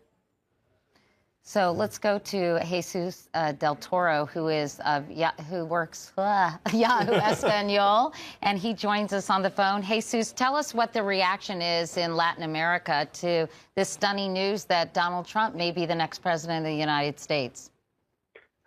Hello, thank you for having me. Well, it is an earthquake, I think, of international proportions, because even if, as mentioned, the polls and the forecast gave some possibility of Trump of winning, nobody was expecting what apparently is going to happen. Then we saw, for example, the Mexican peso in a deep falling because the impact or the possible impact of a Trump presidency. We saw many other indicators. And also because I believe that most of Latin American countries and governments are not prepared to deal with a Trump president. We just remember what happened when Donald Trump went to Mexico and started fighting after the visit with President Peña Nieto about who is going to pay the wall and if he agrees or he talk about or not. And some weeks ago, even Peña Nieto said that was a mistake inviting Trump. And now, if Trump is president, there is going to be a huge gap in the relationship between the two governments, no? And this is complicated because I believe that the shock of if that at the end is what happened, the shock of the Trump huge win will require a deep, rethinking on all the relations between Mexico first and the USA and in many ways Latin America, because we don't know what is going to happen, for example, with the relationship with Cuba, with Venezuela, with other countries that are, we're in a path of transformation with Obama's government, but now everything is going to be rethink and redefined in many ways because the Trump platform doesn't have too much detail about how he's going to deal with Latin America, no? And what about sort of the threat of mass deportation? To sending or a deportation for sending a lot of illegal immigrants back to their home countries. Okay. Is that something that is concerning to you? Well, yeah, this is one of the main fears. I must say that the immigrant community, the Hispanic community has now, because if Trump wins, I suppose he's going right at the first day of his in office will eliminate, for example, the DACA, the Dreamers protection. Then all of these young immigrants, undocumented immigrants that have some sort of option with DACA will be unprotected. And also if he, decides to go to start the policy of mass deportation and persecution of communities, that will be a huge, reason for the communities to mobilize first, because I don't think that is something that just going to happen like quietly, because the Hispanic and the immigrant community will have a say of that, and we may see some kind of civic movement against the possibility of that deportation. But also because at the end, even if Trump, says with this rhetoric of harsh persecution against undocumented immigrants, at the end, the put in place of that policy, the actual, process of doing what he said he wanted to do is complicated. There are no infrastructure, no deportation force, as he said, available to do what he said he wanted to do. Mm-hmm. And even if he had a Congress, Republican Congress, willing to help him with that, I don't know if that is going to happen, but it's a big fear, of course. Well, Jesus Del Toro. Jesus, thanks so much for talking with us tonight. We appreciate it. Thank you very much. And Katie, you were talking about the deportation force, and of course, Trump had backed away from that and had moderated on that.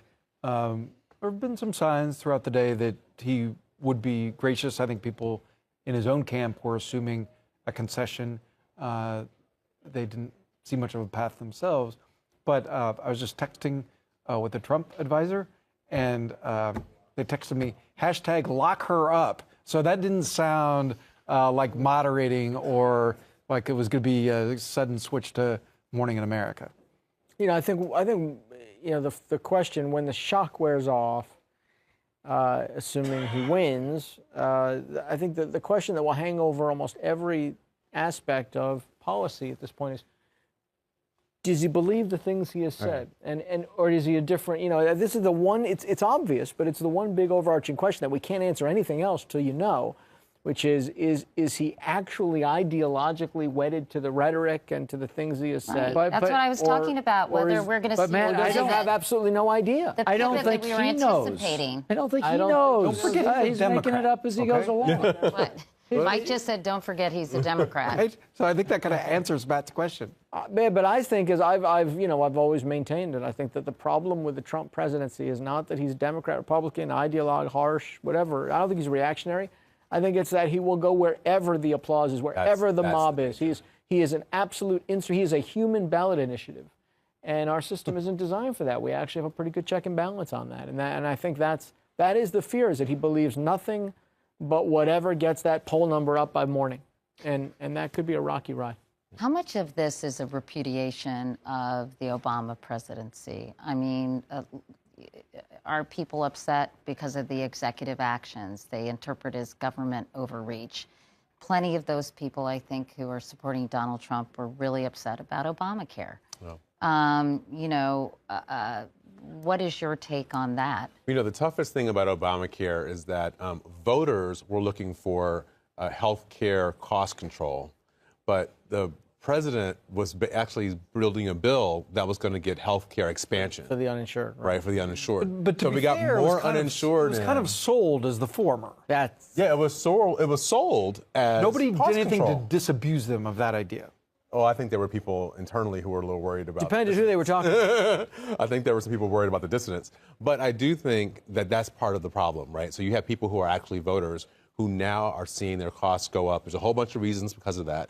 But they have, and the big government stuff, there's a lot that goes along with it. Because they didn't get enough paying people to enroll, right? I mean, isn't that probably the reason why premiums the lack of the government option? You know, there's a great study that looks at the states that adopted the Medicaid expansion actually have 7% lower cost than the states that didn't, because you had poorer, sicker people go into Medicaid, which kept the market alive for people who were, you know, more middle class. I think the feeling was that there would be pressure for everyone to do that expansion ultimately, and of course they haven't felt the pressure to do good policy at all. And I don't think it's a repudiation of the Obama presidency in the sense that his approval rating is far higher than either of these candidates. I do think what it does, it repudiates the idea that what he built is institutionalized in the Democratic Party. You know, going back to Jamal's point that he was effectively running an independent, building his own independent apparatus inside the party, it did not become the Democrat. He could send his people over to the DNC for a couple of years, but he didn't change the math of the Democratic Party. He didn't change the image of the Democratic Party. Right. He was his own thing, almost like a Trump. But then the Democratic Party is not lasting. Nominated someone who was really very different, a very different figure. And so I think you were trying to take what he built and adapt it to a person who really was not comfortable in those shoes. Yeah, that's right. Okay. Well, listen. So anybody going to give a speech tonight? I was going to say, we're waiting for Arizona, Wisconsin, New Hampshire, Michigan, and Pennsylvania. And we're waiting for Trump advisors to write a victory speech. You well know it was not in the can. Well, nobody writes for him anyway. Right. As we heard, he writes on napkins, right? And when do you think Hillary Clinton is going to come out? I mean, not until they get these states up. Can I ask a question? Yeah. Very early in this process, I watched a documentary on Richard Nixon in 1968, and I thought, wow, there are echoes of this that seem really similar to me. Oh, very much. This year. Is that something that you think are there echoes of 1968 in this year? Oh, for sure. I mean, on lots of levels. Racial unrest and all sorts of... All that, worse then. I mean, the cities were burning then. And Nixon absolutely know how to tap in. Who do you think came up with the phrase silent majority? Richard Nixon himself wrote that. Yeah. But one big difference. Richard Nixon had been vice president, senator, congressman. He was a creature of watch. He knew how to exploit those feelings. But he was actually, at least half of him, an establishment figure. He sure knew how to work the government and did. Henry Kissinger was his national security advisor. I don't think Henry Kissinger is going to work for Trump.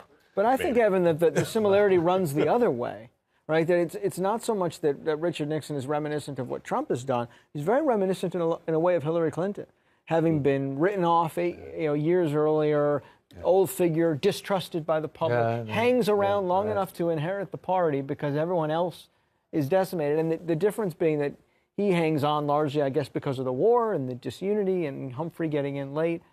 She faces an entirely different kind of phenomenon. It's like 68, but George Wallace won, right? Because 68 started a process that is only really coming to fruition now. Okay. Really, we are reaping the whirlwind that was started in 68. What we were talking about earlier, the death of institutions, that's too strong. That loss of faith in institutions. Did that start in 68? Yeah. But then didn't it get revived though? It's complicated because you would think Reagan sort of brought back some faith. Or also even Bill Clinton. Yeah, Bill Clinton. Yeah. But if you chart the numbers of faith in institutions, it does, it's just doing that the whole time, right through. Pennsylvania has just been called for Donald Trump. That's it. That's it. Yeah, that's it. I think she'll now have to concede. By the way, the number one Google search that's been trending is Canada immigration. Right, I was just going to say. Yeah. After that was Dow Futures, and then it was Michigan Electoral College. Right. So right. Let's go to Stephanie Tsai, where they're in a great mood at the Trump headquarters. Stephanie, what's the latest? Believe it or not, Katie, Fox News, which is in a commercial break right now and is what they're watching here at Trump's election night party, has not called Pennsylvania yet. So I'm hearing it from you for the first time. I'm expecting, as soon as Fox News does call Pennsylvania, that this crowd is going to go wild, because it will be very hard to imagine, and I know you guys have been doing the math there, the path to victory for Hillary Clinton without Pennsylvania. The crowd has been waiting for the last 45 minutes for that call, and I do expect that it's just going to go wild here. And I'll just, I'll go back to this sign that's being passed around here, which says the silent majority stands with Trump. You and I have both been looking at the polls for the last 3 days. All of the national polls have been 3 or 4 points above for Hillary Clinton. So again, what we're seeing is candidate Trump beating expectations here, and it appears that what we're seeing is the possibility of an epic political defeat. I'll just add a bit of color while we're waiting for this call to happen, and we'll see the reaction of this crowd. All these red hats saying, "Make America Great Again," of course. Donald Trump's slogan on the stage there, interestingly, Katie. Those two red hats are in glass boxes to the sides of the podium, almost as if they're museum pieces. Okay, you can see that the crowd is starting to cheer now. I don't know that they know the news that the Associated Press has projected that Pennsylvania has gone into the Trump column. What they have been going on is the Fox News count, which has Trump at 254 electoral votes right now, which puts him 16 points away from 270, but it counts Wisconsin, which I believe AP has not called. We're seeing it come on here, Katie, but I'm not seeing Fox News making this call immediately. Well, Right Stephanie, now we're sort of still waiting. Yeah. We don't want to leave you hanging. One thing that was interesting that Jamal just wrote on his notepad to Mike Allen, and of course I have FOMO, so I had to see what he was writing, and he said message discipline. And one of the things that strikes me about Donald Trump's candidacy, he was sort of the king of hashtags, and I'm talking about verbal hashtags, in terms of naming his opponents certain monikers that he would repeat over and over again. Crooked Hillary. And then when the people Lion Ted, when the people at his rallies would say, lock her up. You know, so he almost had these mantras. Drain the swamp. Pardon? Drain the swamp. Drain the swamp. But these mantras that kind of he utilized time and time again, which I guess is a great lesson in branding, right? Consistency and disciplined messaging. Social media in some ways. And you know, reporting for Yahoo News, sometimes when I would interview a Trump surrogate and just ask them a challenging question, as I always try to with whoever I have on, I would just open up this juggernaut of Twitter hate tweets, right? Hate tweets. Some of which, you know, told me to kill myself. So, you know, it is something that I think infected his supporters. Now, I will say I haven't seen a ton of that negative energy here tonight. I will say that this is a very well lubricated crowd at this point. And our reporter, Hunter Walker, he's been hanging out at some of these bars just to sort of get some color. And he's seen people with like beer cozies that say Trump. He's seeing people increasingly loose. And so it really is a celebratory atmosphere here. And yeah, you're right. I mean, I think that negativity on social media played well to a lot of his core followers. Well, you know what's interesting is, you know, when you think about social media, just bringing in the whole panel here, you know, did social media give birth to Donald Trump, or did Donald Trump sort of give birth to a new kind of social media? I think Stephanie's quite accurate in saying that he did weaponize social media and kind of incite a little bit of mob violence online, which I think was that he used to great effect. Do you all agree with that? I think cable news was at least as important to him, particularly in the early going of the primary season, as social media. But I think he's the first candidate to basically campaign by social media, and in a very authentic way, right? Not the campaign will send out a tweet here and there, but to actually, you know, talk to people and use it to... It's called disintermediation. Right, and to evoke emotion, and which is what he's really good at, you know, is to read and evoke and manipulate emotion. And also I think to encourage kind of and I think Hillary Clinton did this as well, sort of this tribal mentality, sort of getting like-minded people sort of galvanized and really feeding off each other's energy. And I think that was interesting to witness, I think, during the course of this campaign. For sure, Katie. But in addition to that, the other way that he saw the power of social media, one of the ways that he, win or lose, would have forever changed campaigning, is that he understood that he could use social media to drive Yahoo News, to drive Politico, to drive CNN. Right. Change the subject, send a tweet. Yeah. Yeah, one of his like. Well, he dictated the news cycle, really, through tweeting or statements, shows. or calling into. And you know, Evan, as somebody who obviously has been a member of the media a little longer than most of us, but not that much longer, by the way. I'm close behind you, but. What do you think? I mean, there's going to be a lot of analysis about the media's role in all of this, whether it's in creating Donald Trump or being unfair to Donald Trump or being in the tank for Hillary, as they've been accused. Missing the story. There's going to be a lot of blame. There's going to be a lot of hatred. So what's your take on that, Evan? We were irrelevant. We were irrelevant. He did it all by, I mean, he used us, but the great minds who sit around, I mean, I spent 33 years of time in Newsweek. In an era where we could sit around a table and think we actually, this is preposterous, but we could, you know, tell America what to think. And that was our mindset. That mindset has been repudiated big time. Now, there's a lot of technology that had an impact on this. This is not, but that idea that some people could sit around a table in New York and tell America what to think, gone. Well, didn't the head of Time move their headquarters to Kansas City because he didn't want to be... Cleveland. Loose. Well, he was way ahead of his time, but they moved back to New York right away because everybody missed New York. And once he found the food in Cleveland, he went back to New York. Right. And I don't know if they actually did move, but he talked about it. Luce did in the 30s. Yeah. But he was on to something that, hey, we need to get out of New York.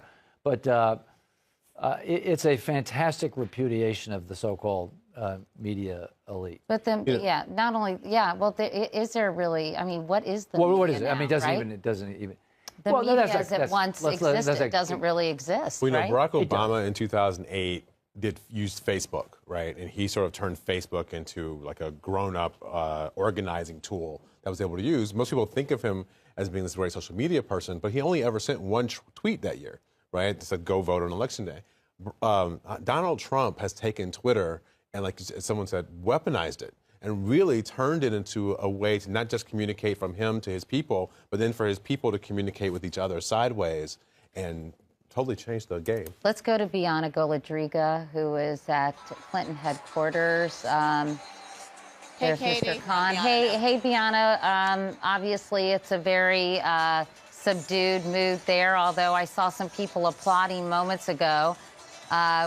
Yes, we're seeing Kaiser Khan just sit down, along with his wife.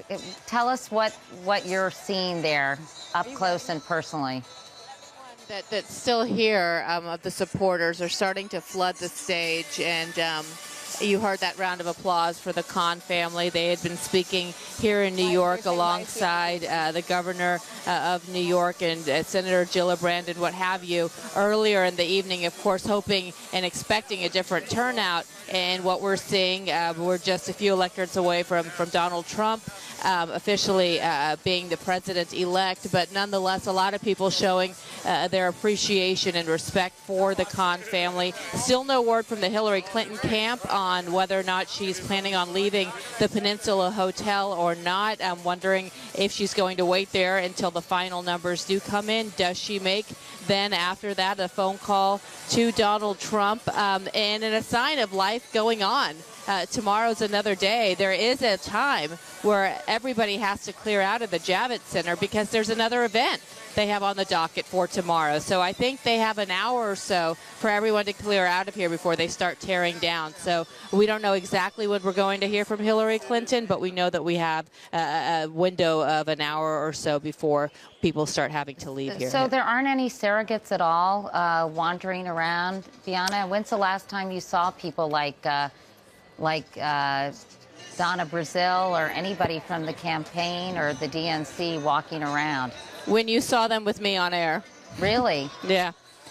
They were quick to leave. Donna Brazile, it seemed as if she had sort of already starting to get an inkling of concern, and she had told us that she had spoken to the Hillary Clinton camp earlier, but hadn't had any specific updates. I think we were sort of feeding her the latest numbers and polls coming out that she was just getting wind up as well. But as of the last hour or two, we haven't seen anybody here even walking the ground. Okay, Bianna, well, we'll obviously be checking back in with you as soon, and please give us a heads up when you see that Hillary Clinton herself may be coming out. Very, very tough night for her. Yeah. You can only imagine the emotions that are going on. Thanks, Bianna. Thanks. We'll talk to you in a moment. I mean, this is a really, really difficult undertaking for Hillary Clinton. She has to call Donald Trump and congratulate him. And then has to come out and give a concession speech. And Jamal mentioned, at the inauguration, we'll see Barack Obama and Donald Trump on the same stage. Riding in the limo together, right? And before that, Donald Trump gets to come to the White House for a tour of the Oval. What do you think office. that's like, Jamal? Do you think we're going to see, is there going to be a traditional transition or Yes. You do Barack Obama is straight up and down sort of person. I think he will do what the Constitution and the public expects of him. Right. But can I just say, awkward? Yeah, right. I mean, let's be honest. I mean, those two, when there was that big special on PBS, did a great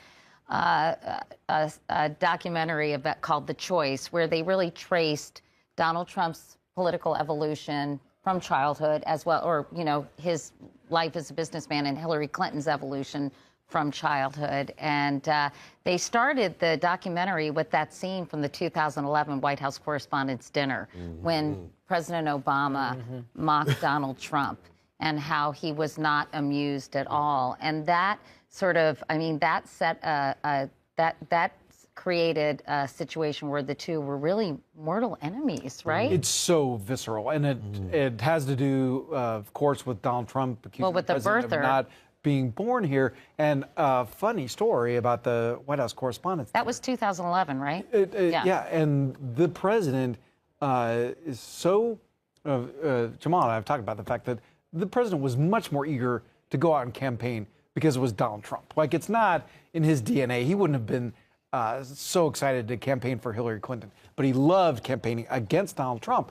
And a congressman who was in the limo with the president told me that the president was reprising his best jokes from the correspondence dinner. He was so proud of himself. He is still telling those jokes, and he was so mad at Trump. It's so personal.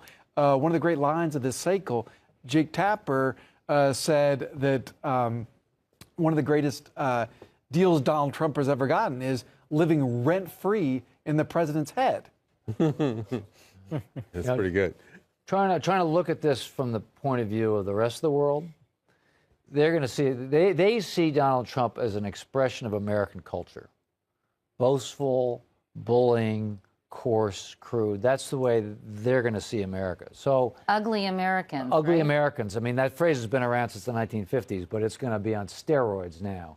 So it does seem to me, you know, we spent a lot of time speculating, would Trump lose graciously? Would Trump lose graciously? Now the question is going to be, do Hillary and Obama lose graciously? And it's going to be a testing moment. But isn't it also, will Trump win graciously, Evan? I don't think Trump does anything graciously. I was going to say, what chance there is that? But I don't, we're such untested. I mean, we're just making it up here because we have no idea. So inconceivable that he could be president. I mean, that's one thing he has been is pretty unpredictable, right? Wouldn't you say? I mean, I guess you could argue either way, right? Predictable, unpredictable, yeah. One thing that is different that I think most people who know President Obama have sort of thought of him as riding off into the sunset after the transfer of power in January of 2017. Maybe he focuses on his Men and Boys in Color initiative, writes some books, gives some speeches, helps settle some global hotspot, negotiations, but kind of goes away from the political scene. This may, in fact, reinvigorate Barack Obama as a political figure to stay involved with domestic politics in a way that I'm sure he didn't think about. But what's tricky is that you would think this would unite everybody against Trump, but really not such a great thing for the country right now. No, I think if the effect of President Trump is to unite everybody against him, that's not a great moment for us. We have to find a way to somehow support. I mean, I'm having trouble expressing the words, but we have to find a way to support him. I think Barack Obama is one of those people Googling Canada immigration right about now. I don't think he wants any part of this. So what happens to Hillary Clinton? Happens to Hillary Clinton. Silent. There's not another campaign. I can pretty much promise you that. She and President Bill Clinton Netflixing, right? Like, quality time together. No, I think she'll probably. Don't you think she'll recommit to women and children and families and kind of go back to her roots with the Children's Defense Fund? Or, I don't know. And you know what? I don't know. I don't know. But Katie, Trump has threatened to put her in jail, so it's. No, but well, what the reason about? I love Katie's idea, and I hadn't thought about that. But if you maybe she'd run the Children's Defense Fund. Yes. You think about the very early research about her. She was popular when she left as Secretary of State. She only becomes unpopular when she's seen as a politician, and so the reverse is true. That she will become more popular and possibly even heroic when she's not a politician. That's what people hate, right? And that's what dials up that distrust. I was thinking about her approval rating. I was thinking about her approval ratings when she left Secretary of State. They were both popular. She and the President Clinton were both popular. Yes. Yeah. Wow, it's a lot. It's really a lot to take in, isn't it? And we're free associating here, but it's really free associating because there is no script for this. There's nothing like this has happened in American history. Not even close. All right, let's go to Stephanie Tsai, who, as we've been checking in all night at Donald Trump headquarters, and There's some Secret Service activity, I understand, Stephanie. So you think? I was talking to our national correspondent, Hunter Walker, earlier, and we were both noticing movement just in the last 45 minutes. First of all, Hunter believes that Mr. Trump has already moved to the Hilton Midtown here, and whether his family is on the way, I do believe that based on the number of Secret Service we're moving through the crowd, based on the fact that his top surrogates have all lined up in front of the stage, and just the crowd, there's generally sort of a hush on the crowd as if they're waiting any moment for Donald Trump to come out. Fox News did call Pennsylvania for Trump based on 97% of precincts reporting. A big roar came out from the crowd, and you can kind of hear chants. You can actually learn a lot from those chants. For example, earlier there was a small group of Trump supporters saying, "Comey, Comey," and you know, I think as we sort of do the postmortem of this election, a lot of people will wonder whether James Comey's insertion into this election did play a role in the outcome here, which even the Trump surrogates said was unexpected. Katie? Apparently, James Comey was spotted at a Mexican restaurant in McLean, Virginia, drinking a big margarita on Sunday night. I bet he was. After he made that, I guess, or wrote that letter saying that there was nothing new in those emails. Katie, can we pick up on the idea that from the Hillary headquarters of the inkling and the comment about Donna Brazil and Jamal? I'd love to hear what you're getting on your text or email. That's win Arizona. How surprised Hillary Clinton is? Did they have any idea this was coming? And Jamal and I were whispering, to give Katie some more FOMO, we're whispering about the president's defensive travel schedule, like the last day in Michigan, New Hampshire, and then Philadelphia. The very last rally of the campaign from either side was Secretary Clinton in North Carolina. Well, and her trip to Michigan over the weekend, Pennsylvania and Michigan, which was really bizarre. Yeah. That's right. And so there were external signs of it, but you talked to them at the very top, and they said, Democrats are voting for Democrats, Republicans are voting for a Republican. As long as that happens, we're fine. The blue wall is real. Like, I sensed authentic serenity among the strategists. I think that's right, and I think they saw that as playing defense. Places where Trump's going to Michigan, let's go to Michigan just to make sure. You know, we're not leaving him unchecked anywhere. But I did not get any sense. The one place that they did seem to be worried about was Philadelphia in Pennsylvania. That always seemed like there was a little more quakiness in the voice. But what about the suburbs that where she was doing so well among college-educated women in those all-important Philadelphia suburbs? Did that not materialize? I don't know. I still want to see the rest of the numbers. I haven't had time to sort of look and get about what happened. Was this the Obama coalition not turning out strong enough, or was this a surge of voters that we didn't expect to see? My guess is we're going to see both. Yeah. I mean, my guess is we're going to see both. And again, I don't know the Obama coalition numbers were ever reasonable. Yeah. And she was probably always going to do worse with white voters than another candidate might, but I think we're gonna find that the two really spiked. Or the bet. Well, you know, I would say she made a bet that she would pick up white women voters and Latino voters to offset what she lost with African American voters and what she may have lost with white male Democrats. I think the gender gap is going to be a big piece of this discussion, because I think what we're going to find when those national numbers are aggregated is that, you know, that I haven't seen the national exit polling. I think we're going to find that margin was about the same or less than the margin that President Obama had over Mitt Romney 4 years ago, that it was not the huge margin of women that they both needed and expected. Well, I think that just illustrates what a polarizing figure Hillary Clinton is, not just among men, but among women, too, and among, you know, a lot of different segments of the population, right? Yeah, I think that's right. What about the And we'll be going back and second guessing all the things from, should she have apologized for the email server earlier? Let me ask you, I wanted to ask you about the emails and sort of WikiLeaks, the WikiLeaks of it all. That was pretty devastating, wasn't it, for Hillary Clinton, despite the fact there wasn't any real smoking gun in there in terms of Why did voters, or if you do think it played a role, why do you think they found those emails so distasteful? Or do you think they did? Do you think they played a role? There was very little by way of revelation.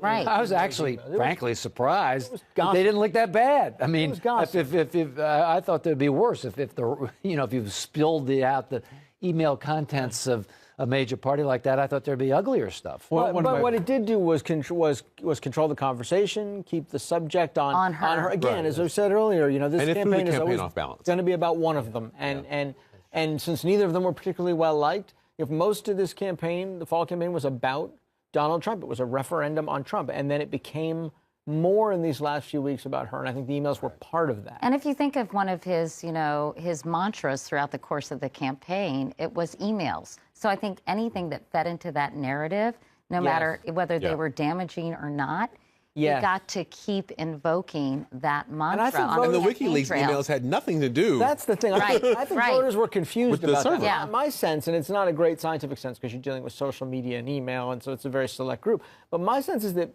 people were very confused about. They thought those emails came off of her server. They didn't realize they were John Podesta's emails. All the stuff marked email just got thrown into the same bucket. Yep. And I think reinforced the idea that she was hiding something, always hiding. This is always the thing that dogged her. Paul Ryan's quote, was it's unable to always get the away same from. story. And Well, it I is. think that really hurt them. Now, apparently they're saying lock her up at the Trump campaign headquarters. So winning that doesn't necessarily portend good things, but who knows? They're drunk. Yeah, I was going to say. Well lubricated. A few more minutes and we might be champions. One of my favorite bits of color in the John Podesta WikiLeaks, if you think about the security trouble that befell him and his party, there was an email in there where he was complaining about the quality of the Wi-Fi on the Acela. Now, I think if the campaign manager is using the Wi-Fi on the Acela, there's trouble. So John Podesta, speaking of John Podesta, is expected to come out, I think, and speak at the Javits Center momentarily. We're hearing rumblings of that. Mike Isikoff saw him actually near our headquarters here at Times Square and said he was looking very pensive earlier today. He's always looking pensive. I was going to say he's not exactly Mr. Smiley. Right, no. But, maybe they were seeing some numbers. He's been telling people that he doesn't want to be chief of staff, that he wants to go to Lake Tahoe. And he's Here's here Sean. he is. And speak of the devil, here he is. Speak of the age. Thank you. Well, folks, I know you've been here a long time, and it's been a long night, and it's been a long campaign. But I could say we can wait a little longer, can't we? They're still counting votes, and every vote should count. Several states are too close to call, so we're not going to have anything more to say tonight. So listen to me. Everybody should head home. You should get some sleep. We'll have more to say tomorrow. I want you to know, I want every person in this hall to know, and I want every person across the country who supported Hillary to know that your voices and your enthusiasm means so much to her and to Tim and to all of us. We are so proud of you.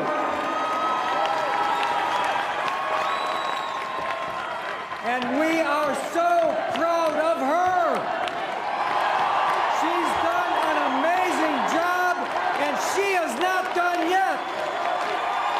So thank you for being with her. She has always been with you. I have to say this tonight. Good night. We will be back. We'll have more to say. Let's get those votes counted, and let's bring this home. Thank you so much for all of you have done. You are in all of our hearts. Thank you. So, Katie, as you just heard, kind of a head scratcher there from John Podesta saying that everyone here should go home, that Hillary Clinton will not be coming here tonight, not because she has, quote unquote, conceded, but because there are votes to be counted, and we will be hearing from the campaign tomorrow.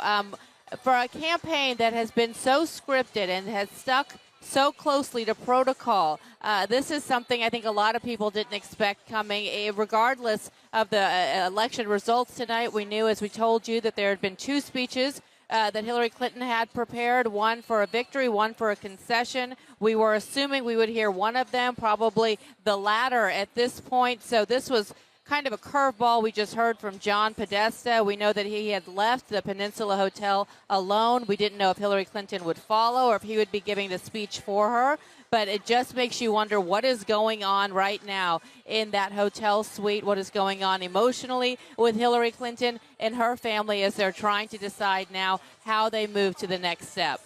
Okay, Bianna, thanks. You know, we saw people actually leaving before John Podesta was even finished speaking. How unusual how is riveting this? a speaker John is. But how unusual is this for them to say, go home to everybody, let's count all the votes, and we'll have more to say tomorrow? You know, Katie, all of these people, including me, are veterans of the 2000 election, where Al Gore conceded to George W. Bush before everything was counted.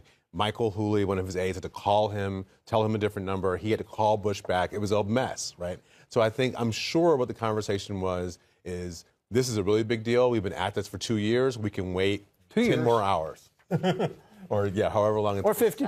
Right. So the question so is... we can wait a few more hours, get it right, and then do it. So does this mean the phone call never happened to Donald Trump?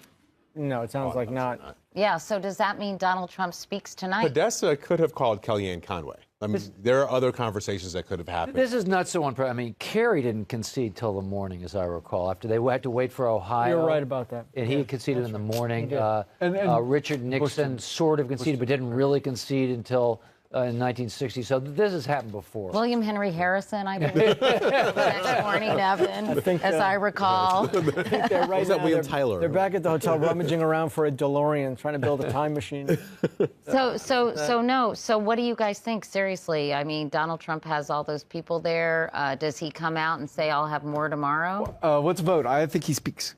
He gives a full out, like, thank you, America. Unless there was a deal between Podesta and Kellyanne Conway that we don't know about yet. Well, here's the problem, though. I mean, the reason, and I do sympathize with the Clinton camp on this. The reason she's not speaking is because it's 2 a.m.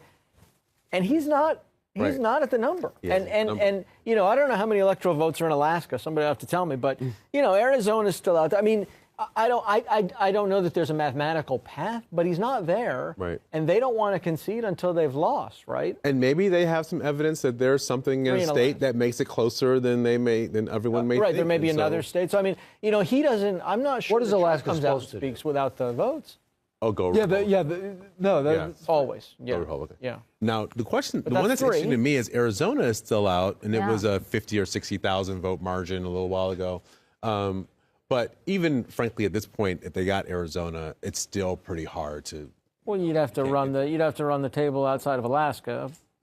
I'm not saying it's going to happen, but I'm saying I can understand why theoretically you don't go out and concede a race you haven't yet lost. You're totally right. Like, if the networks have not called it for him, he can't go out and speak either. Right, and then I don't think totally Donald right. Trump, what's the point of Donald Trump coming out at 4 a.m. or 3 a.m? I mean, he might as well, maybe I'm just being hopeful. I'm very tired. I'd like Kellyanne Conway to come out and say, we'll have more tomorrow. But that's his favorite time of day to tweet, so, you know. Yeah, he comes out here, I'm sure, you know. That's true, yeah. Yeah. You say thank you, or, you know, lock her up, or whatever it is. Here's the question for you. If Trump Trump doesn't speak tonight, who speaks? I'll bet it's Ivanka. Yeah, that's probably true. Well, it'll be interesting, you know, this whole new cast of characters and a whole new group of people in the White House. Melania Trump has said she wants to make online bullying and sort of cruelty in social media kind of her project. And everybody says, has she met her husband? Right. Which is interesting, ironic, and just yet another kind of weird twist in this whole crazy season. There's also a Michelle Obama, Melania Trump moment that has to happen, right? Doesn't the potential first lady go and meet with the current occupant and they get a tour? They get their tour. Oh, my. Yeah. And I'm sure that they have quite similar taste in decorating.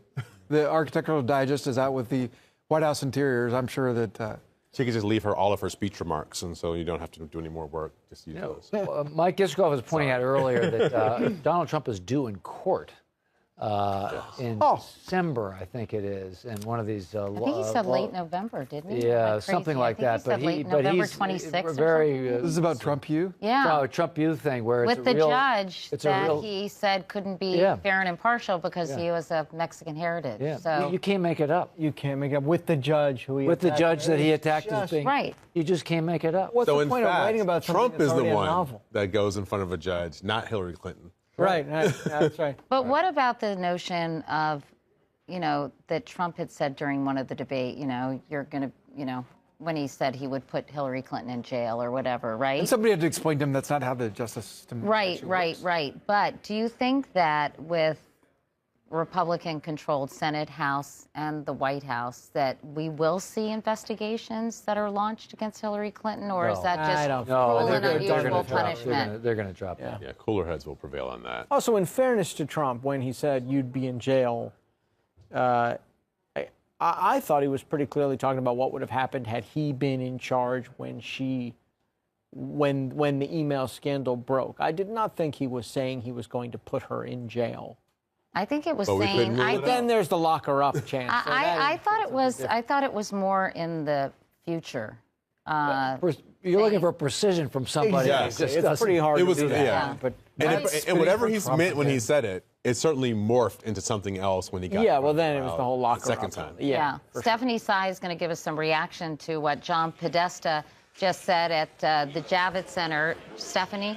Yeah, I mean, not only were there boos and jeers the loudest of the night, Katie, but I saw a couple middle fingers go up. So that whole thing I said to you in my earlier hit about how I haven't seen that sort of angry Trump voter here yet, I may yet correct that, especially because they've just restocked the bar. And from this vantage point in which I'm looking down at this space where all of his supporters and his surrogates and his fundraisers are, I can see them sort of increasingly getting, how should we put this, sloshed, really? It's just a fact. Nobody seems to be leaving. So it seems like there is an anticipation that Mr. Trump is going to be at that podium tonight. It is after 2 a.m. Eastern Time. There is the podium. There are 81 flags behind it, the flags of the 50 United States, and then a bunch of the stars and stripes. They've been passing out signs. They have been passing out hats. Like I said earlier, there is a sense, just from the number of Secret Service personnel and also the pool crews, the ones that travel with Mike Pence, the ones that travel with Trump, they seem to be mobilizing, again, in anticipation of either seeing Pence or Trump come out. I don't think they'll come out before a network makes a call. And again, like you guys have been saying back there in the studio, they are not at the number yet. Okay, thanks, Stephanie. Sorry, I was just talking to Evan, who needs to take a bathroom break. I'm so sorry. I'm so sorry. Secret safe with Katie. I'm sorry. Don't tell anybody. Now that he's been outed, I think we should all just go. All just come back. So can we just talk about sort of what happens in the next few days in terms of this peaceful transition of power? I mean, nothing really, right? I mean, for a while.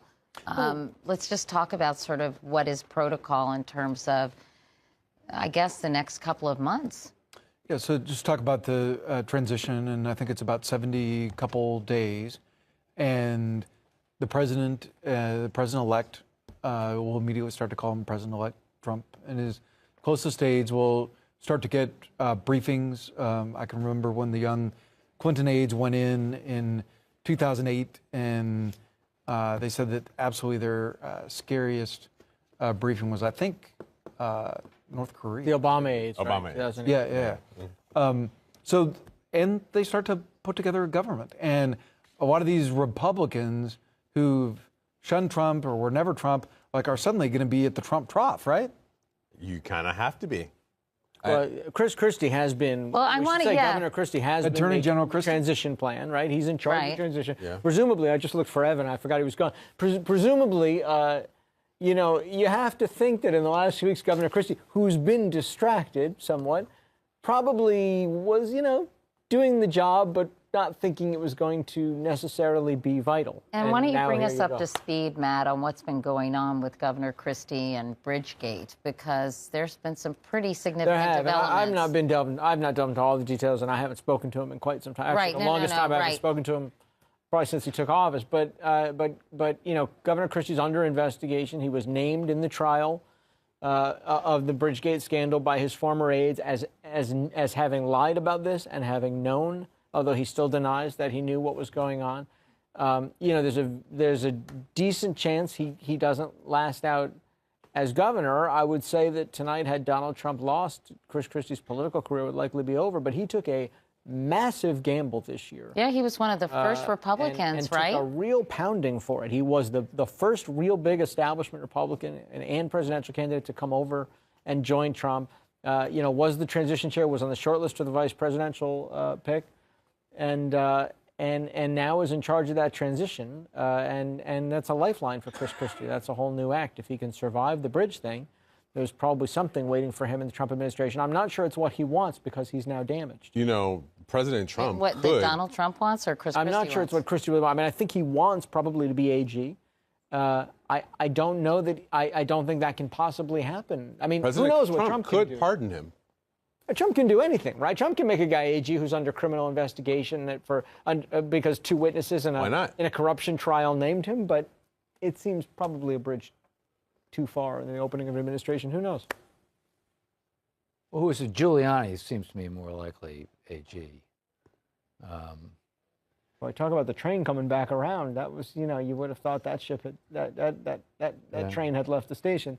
And Newt you know, Gingrich is also about to have. Yeah, a moment. they were Really- talking about him as potentially a Secretary of State. or a chief of staff, or Christie's a potential chief of staff as well, which is not a Now, there's job, right? one X factor here, which is that the Democrats in the Senate do have filibuster rights. And there will be fights in the Senate over some of these appointments. What happens, how they resolve that, do they do nuclear option? What happens is we don't know. But I think this will not be a smooth process if he tries to appoint Giuliani and Christie and all these. And we were talking about Sean Hannity earlier, And maybe Sean. Secretary of State, right? Right. Where's Ann Coulter get? White House press INS? Yeah, who's the press secretary? And the guy doesn't talk to the press. Does he even have a press secretary? It's going to be interesting to see if he goes into the Just launch a network. private sector in a real way, which I think is entirely It's true. possible. But he doesn't have that many contacts. He doesn't He's know. not a It's a legitimate- limited number of people in government who are on his list. I mean, I Yes, think he's going to have to go into the private sector. But it really, we talked about this earlier, it really creates a kind of a dilemma.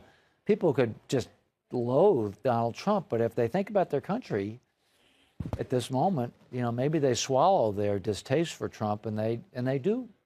They That do could happen. go in. That could happen. Well, I think that is what we're going to see, because I think that people will feel it's their patriotic duty to help him. Assuming he wants them, right? Well, that's true. I mean, here's a larger question for everybody, right? As one I've been asking all year, and I don't think it's easily answered. But does he really want to govern? Does he have any aptitude or interest in governing? Did he ever think he'd get here? What do you do if you're Donald Trump and you never actually wanted to have the job? You just wanted to win the job, and tomorrow you wake up and you actually going. I'll tell you to what be happens. You have a very, very busy Vice President, Mike Pence. Mike Pence. Okay, but. And there is a that possibility. job? There is a small possibility that we know that Donald Trump, again, as you said earlier, is an applause junkie. He likes to sort of follow the applause. There are a bunch of Americans who voted against him today. There is a possibility that Donald Trump tries to woo them back. That's a possibility. That something about his ego says he can't be rejected by however many tens of millions of people who said no, and he tries to do something to woo them back. This is me trying to find the silver lining. Possibility. Your phone may ring tomorrow. He may want you That's to what come I was join the saying. I think maybe, I wouldn't be super surprised if you finally see the pivot we were all anticipating once he becomes president, not only ideologically, possibly, but temperamentally. I don't know. Is that wrong? I'll take the under on that. Yeah, same here. I don't know. Really? Well, Apparently. how many times can we be fooled? The temperament is the temperament at the end of the day. I mean, it is. We are who we are. Yeah. And the voters understood it. It's there in the numbers. Yeah, what did you say about dating? You marry the... Yeah, you marry the person you're dating. You don't marry the person they're going to become. and you know, I think he is who he is.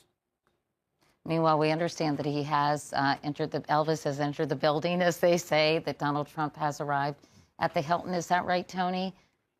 That's being reported. We don't know that for sure. You know, again, he's not been declared a winner yet by any news organization. And many of these states are still, I guess, up for grabs. So I'm hearing through my earpiece that the crowd is starting to bail a little bit at Trump headquarters. But I think we just have to hang in there until we find out if he's speaking or not, because this is history, and this we have to see. Really among the realms of unanswered questions, the national intelligence community, there was a lot of opposition to him at the CIA, a lot. Well, Michael Hayden has been one of the most vociferous critics of Donald Trump. What happens in the intelligence community? I mean, they sort of suck it up and go to work for him, or what? The same thing with the military. We really don't know how that's going to play. Holly Bailey, who's been covering the Trump campaign, said that we need to stand by that he is likely to speak. Now, how unusual is that, Jamal, for Donald Trump to speak before he's been declared the victor in this Depends on what he says. Depends on what he says. Yeah. I mean, he wouldn't be the first. But, Evan, this has to be, just to pause on the history of this for a moment, this is probably the first time since Nixon, right, that you've had a victory speech or whatever it's going to be in New York. I mean, it would have been either way tonight, but New York has not been the center of the political universe this way for a very long time. Nixon in '68 was running from New York. He must have been in New York City in '68, right?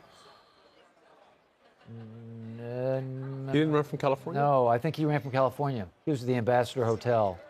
Really, in '68, and then changed his after it was in New York. At some point, he changed his residence to New York. Bob, somebody was saying in my ear. Oh, 60. New I'm York. sorry. Yeah, 68. 68, he had to be in New York, right? That's correct. Yeah. So it's been, whatever that is. I can't do math, but it's a long time. Yeah, Stephanie is watching everything that's going on, so maybe she can give us some indication if he is about to speak and what's going on. Hey, Stephanie. Yeah, hey, Katie. Definitely a lot of movement here in the crowd. I'm going to kind of move out of the way of the camera so you can see there's a lot of 4 or 5 police officers plus Trump's close entourage that have now entered the ballroom. So we're seeing a lot of movement, and we do believe that we're on standby at this point for Donald Trump to speak. Seeing a lot of people holding up signs. In general, a lot of smiles, hugs, high fives. And it'll be interesting to see what he says, given that Hillary Clinton has said she is not ready to concede and she's not going to be speaking tonight. I'm not sure if we're going to be hearing a victory speech, but it does seem like he is going to speak to this crowd, which has anxiously been awaiting his arrival for the last 7 hours at this point. I don't know about you, Katie, but I'm very disappointed in those kids. That they're not still here coloring in the mat. What kind of soft generation are we raising? But look what a good job they did, including your 2 kids, Matt. Yeah, they did. They stuck it out for a long time. So. One person we haven't talked about tonight, and we talked about him in some earlier conversations, though, is Gary Johnson. And one of the things I think I'm the most surprised by is that there was not a third-party option. I mean, if Gary Johnson had just not talked the entire time, he may have gotten more votes than he got today. But there was not a third-party option to soak up any of the anti-Trump, Republican, conservative vote. I always, at the beginning of this, I thought that there would be some contingent of voters who didn't like either one of them and would go to Gary Johnson, and that turned out not to be true. I think Gary Johnson was such a disappointment He just on the didn't run campaign the trail. campaign. We didn't know what Aleppo was. Yeah. apparently didn't know who Harriet Tubman was at some point. He really, That's being really quiet was would have been a not. better He was not the candidate he needed to be. Right? I mean, I think if the ticket had been flipped and Bill Yeah. Weld had Bill been at Weld the top was of the ticket, I think he would have impressed a lot of people. And I think a lot of people expressed that sentiment that they wish he had been running for president. And he himself had said that Gary Johnson is just, perfectly nice guy, but kind of a goofball. And doesn't seem very serious He really about was policy. not. He really and- was not a factor. Yeah. Boy, I wonder if Mike Bloomberg is, we mentioned Mike Bloomberg, I would if he's love to kicking hear his himself at all. Oh, he should be. I think, he really didn't want to be considered a spoiler. And I think that's why he didn't throw his hat in the ring. And I also think he didn't think it was possible that he would win. I'm not sure he could have won. Mm-hmm. Well, that's what the data told him. Yeah. And I think that's why he made the decision. I don't see he did. these voters choosing Mike Bloomberg over. He might have been a spoiler in the end, even though, I tell you, I do hope this is a gracious speech. Whatever he's doing tonight, and it's probably not, it could be a victory speech, who knows? It might be a wait and see, but I do hope it's gracious. I do hope it sets a tone. I think it will be very disappointing if it doesn't. We're looking at the front page of USA Today that Mike just pulled up on his phone that says, Trump's strength leads to election stunner. Early lead in must-win states caps off dramatic race. It's a photograph of an ebullient Trump supporter and side by side with a group of extremely dejected Hillary Clinton supporters. And Mike, your phone just died. But it gave its life for the USA Today front page. Thank you very much. I was like, what just happened? Anyway, well, they're going to be talking about this for weeks, months, and years to come, this election. It shows you the decline where we are by historic irony in the old New York Times building right now, who took over. And this is a reproach. The New York Times gave everything they had to defeating Trump. I mean, everything. They sent in right on the news they did not hold back at all, and they whiffed. But, I know that the ombudsman... All their voters voted against him. The ombudsman wrote about that and said they were a little late to the party that's when true. it came to really offering up some legitimate criticisms. And then I think they overcompensated a little bit in their coverage. I mean, I don't know what you guys think, but it's almost as if they felt guilty that they weren't hard enough on him initially, and then in the last 6 months, they came out with. But the point is, the establishment press, such as it. Well, the Washington Post too, also, is some of the strongest reporting.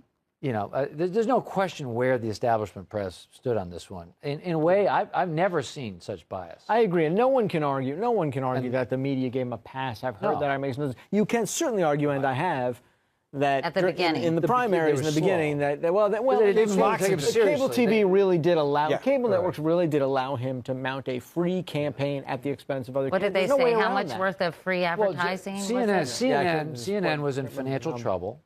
And Jeff Zucker figured out if you put a camera on Donald Trump, your profits will go up. That's just the facts. And they never took the camera off them, and their profits went up.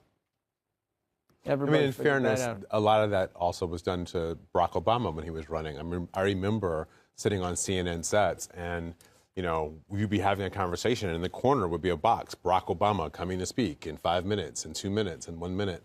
Or they would do stories, and they would just run his picture while other people were talking because the viewers like to watch Barack Obama on television. But I do think overall, was it really comparable? I mean, he didn't use it the same way. He didn't use it the same way, but there was the same. And also, Barack Obama didn't do 90-minute rallies. No, that were carried live without any kind of analysis. That's true. He didn't call in shows, and they didn't put him on whenever he wanted to, while the rest of the candidates. To be fair, and Katie, this is your world, the water you swim in. So correct me, but the reason that the shows let Trump call in is because he was interesting. Yeah. And but yes, precisely, he would say outrageous things that would then dictate the news cycle. You know what? But is that news? No. He was interesting, but I mean, at some point there does have to be some judgment, right? Gary Hart said in 1987 in this. And by the way, I could recommend a great book. Speech I've written about many times. in public life, some things may be interesting, but that doesn't mean they're important, quote unquote. And I think it's one of the most overlooked quotes in modern media history. I mean, because that is actually does not make it news. It just makes it interesting. Once upon a time, people like us sat around a table and figured out what America was going to see and learn. That's over. Right. To talk about I think the academic term is disintermediation. Yes. They eliminated us from the flow chart in terms of controlling American opinion. I mean, I was part of this working for news magazines all these years, but it's also true that, the networks, I mean, even absolutely had more power. Yes. Way more power. I mean, you were there, Katie, when they had their little story meeting. That's what America, in 1970 or so, at 6:30 p.m., 90% of all TV sets in America are on three shows. The entire country, literally, the entire country is getting 22 minutes of news from the same three things. And there are little variations, but essentially it's the same news. Right, So they'd always have the same lead, well, 9 times out of 10. And we were pretty much the lead from the New York Times had. I mean, it's a very small group deciding what all the country got. Right, that's right. That is finito. Well, Can I just say the Yeah. positive thing about that, though, Evan, is that stories were well-sourced, vetted, and accurate to the extent they could be. Yeah, but they also were decided by a very small subsection of the American population. Donald Trump wins Wisconsin, so it is official. That's it. President Trump. Donald Trump is the president-elect, the 45th president of the United 31. States. 231 electoral college votes, and that was one of the estimates that Hillary Clinton was getting. No, 2:31 in the morning. 2:31 in the morning. Oh, sorry. 276. Yeah, okay. 276. Wow. No, You it despair. never went that far. high, Isn't but they were Arizona- saying 230 for her at one point, right? Well, she can still get there. There's, I think there's Yeah. 5 states, 6 states remaining, 5. I mean, Minnesota went for she won them Mondale. all. It's got to go for her, right? Yeah, I mean, right? Yeah, Minnesota has never let down the It was the Democrats. only state that held on in the Reagan landslide. What's happening in the remaining states, Tony? Why don't we just show a graphic of the ones that... Michigan. Okay, so we're still waiting for Michigan. Yeah, here, just show us what's going on there now. No, let's look at this. There's Michigan. Okay. Yeah. It's a route. Wisconsin. It's going to get that. Yeah. New Hampshire. Wow. Where's Mackie Hassan? What is going on with the Oh, Senate race in New Hampshire? Do you guys know? Big gap there. And that's it. How many electoral votes is Alaska? Well, this is a huge pendulum swing for the country, right? Absolutely. 3. But it also goes to show you what happens is when you get a block of voters, those voters exist in a bunch of different states. So the idea, I mean, it is a state-by-state contest, but there are lots of very similar voters in those states. And when they move, they all kind of, they tend to move together. Oh, look. Very tight. Wow. Oof. They'll be up all night. Kelly Ayotte has had an interesting road to re-election, hasn't she? If she, in fact, gets re-elected with a real kind of schizophrenic attitude toward Donald Trump, right? Saying that he was a role model, then having to take that back after the Access Hollywood tape. That Access Hollywood tape came out, and then sort of kind of, inching a little more towards him towards the end, so or not tortured by really? it. And there was no good answer for these candidates. I don't even know how I would have counseled them, because in Nevada, Joe Heck would have won probably easily, excuse me, or more clearly. But after the Billy Bush tape came out, he walked away from Trump, and if he lost, that's why. Mm-hmm. I think it became apparent at some point that the voters really weren't punishing the Republicans in these states for Trump. And they probably didn't have to go to the trouble of antagonizing Trump voters, unless they were speaking from conscience, in which case I applaud them. But I think, by and large, all evidence seems to be that the voters sort of see him as something different. sui generis and really did not consider down-ticket Republicans. Well, John McCain on the hook. seemed to handle it pretty carefully, right? He was getting outflanked on the right, and then when he won the primary and then the Access Hollywood tape came out, I think he felt that he had enough support that he could go ahead and do it. But he did lose support after he distanced himself from Donald Trump and said he couldn't support him, right? He did, and I think he won tonight by some huge margin. Was it 13 points maybe? It was a pretty big margin. So it didn't hurt him that he... It didn't... Because he kind of hedged. He didn't go, right. Well, he waited a long time. He was very quick to say, I'll never put a Supreme Court justice, I mean, he shored himself up very quickly. That back too, yeah. And he, of all people, had plenty of reason to totally turn his back on Trump. Right. But this... Right, because he said he respected people who weren't captured, right? Could he be the leader of the opposition? Is it possible that what we'll really have is a Republican opposition that emerges to Trump in the Senate, and people like John McCain help fill that out? McCain's what McCain cares about is national security. He'll be chairman of the Armed Services Committee, and he really cares about national security stuff. And that will be his focus. And in that realm, I think he's going to be an important counterweight.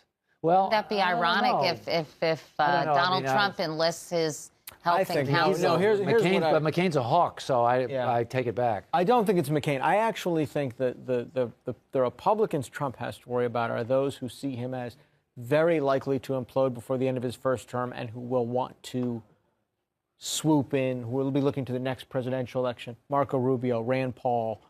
I think it's the Republican senators Ted Cruz. It's the Republican senators primary Trump, who think he won't want to or won't be able to run again. I think until he proves that he's capable of governing and wants to govern, the Republicans who have presidential ambition will be looking primarily at being in position for that 2020 race. And I say this is a question, they'll have to stay in his good graces, right?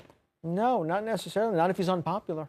It all depends on where his approval rating is, right? Ted Kennedy didn't worry about Jimmy Carter in there. I mean, that really all depends on whether the public wants to keep you or not. And I think they may bank if things go south for Trump early, and I think there's a good possibility.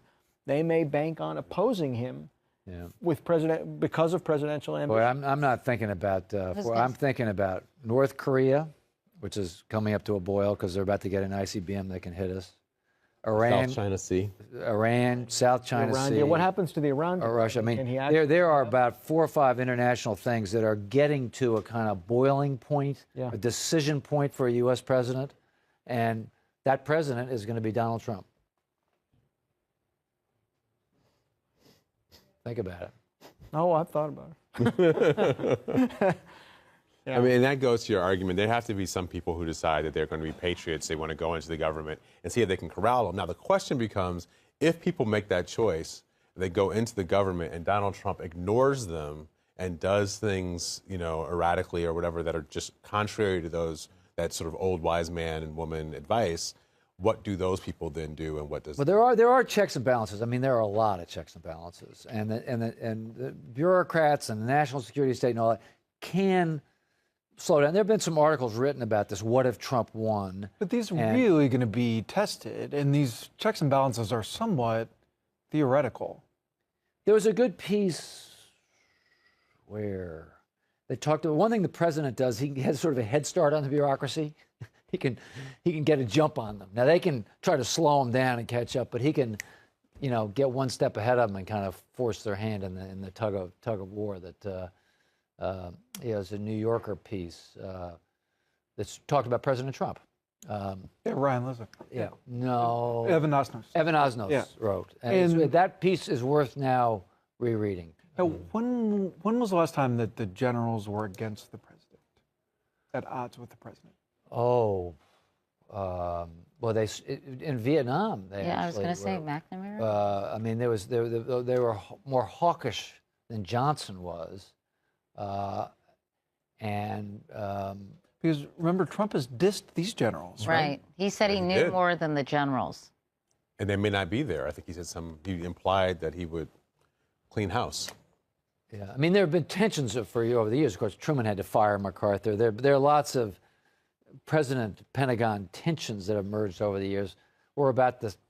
I don't know. I mean, we'll see. But the national security state is not going to be happy with this. They're really not. They've made it pretty clear that they don't like. I mean, Trump was able to find a couple hundred generals and admirals, but I think the vast preponderance of the top brass doesn't want them. But I wonder if there is a disintegration of the. We're way ahead of ourselves. But if there is a problem in the Trump administration, it may come from those people who choose to try to come in to moderate or just hold it up and make it somewhat functional. And if they are not listened to and they decide that this is a bigger challenge than they can stand, that may be a point where the Trump administration. What role does Steve Bannon have? Oof. I mean, I had read that he was going back to Breitbart, but something tells me not. White House Communications Director. Okay, huh? White House Communications Director. Or higher. Okay. Let's go to Trump headquarters. Let's just sit and take it in and watch.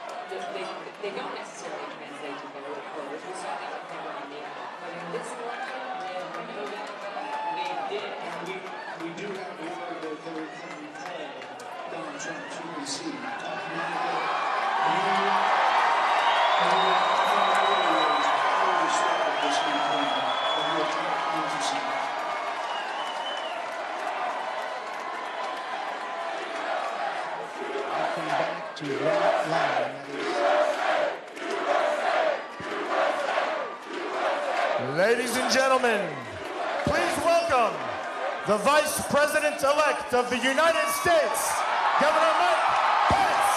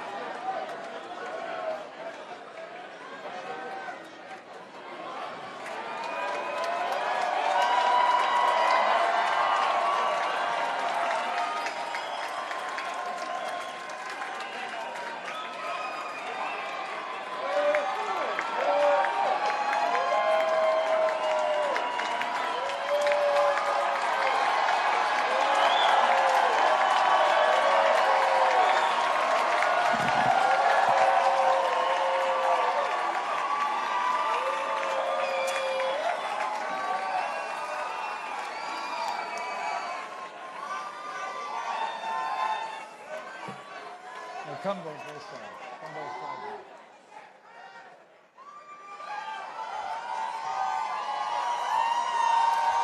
This is a historic night.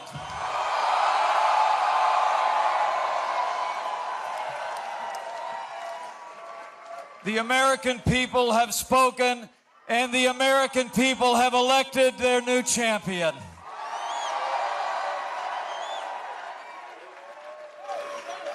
America has elected a new president, and it's almost hard for me to express the honor that I and my family feel that we will have the privilege to serve as your Vice President of the United States of America.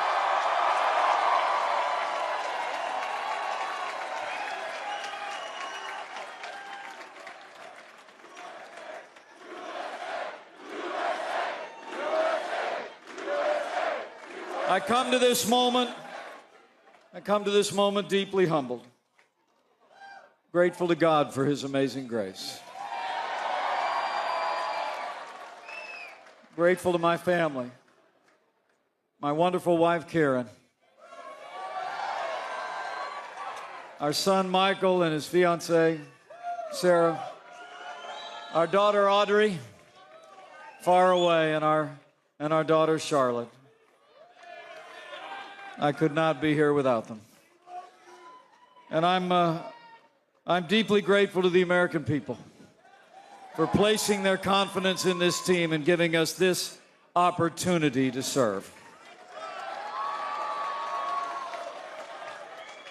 And I'm mostly grateful to our president-elect, whose leadership and vision will make America great again.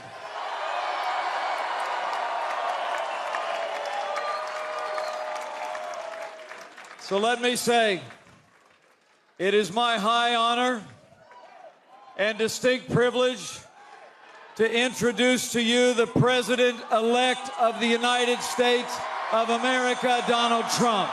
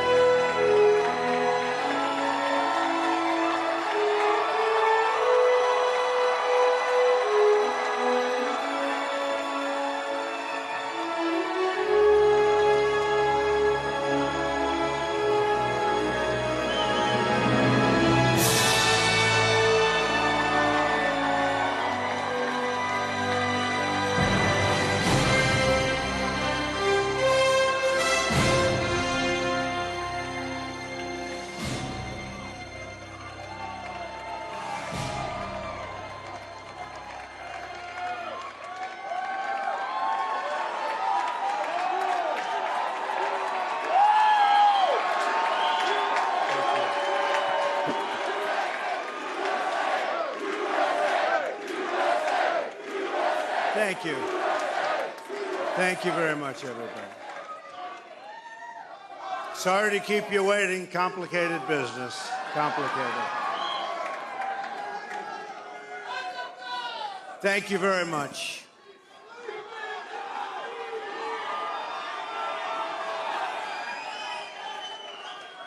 I've just received a call from Secretary Clinton.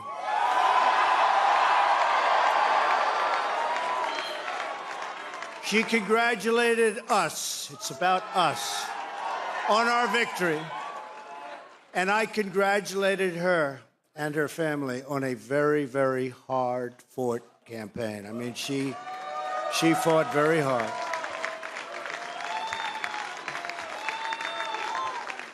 Hillary has worked very long and very hard over a long period of time, and we owe her a major debt of gratitude for her service to our country. I mean that very sincerely. Now it's time for America to bind the wounds of division. Have to get together. To all Republicans and Democrats and independents across this nation, I say it is time for us to come together as one united people. It's time. I pledge to every citizen of our land that I will be president for all Americans, and this is so important to me.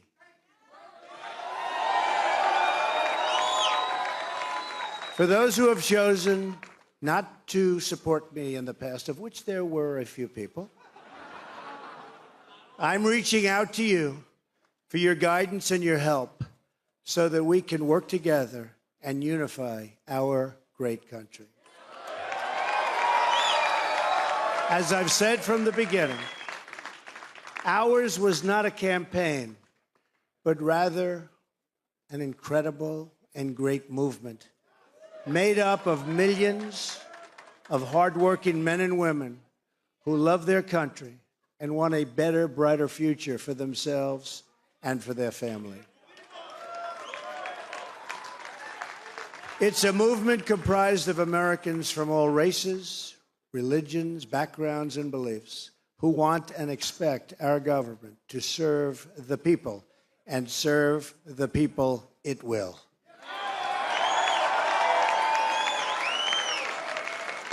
Working together, we will begin the urgent task of rebuilding our nation and renewing the American dream.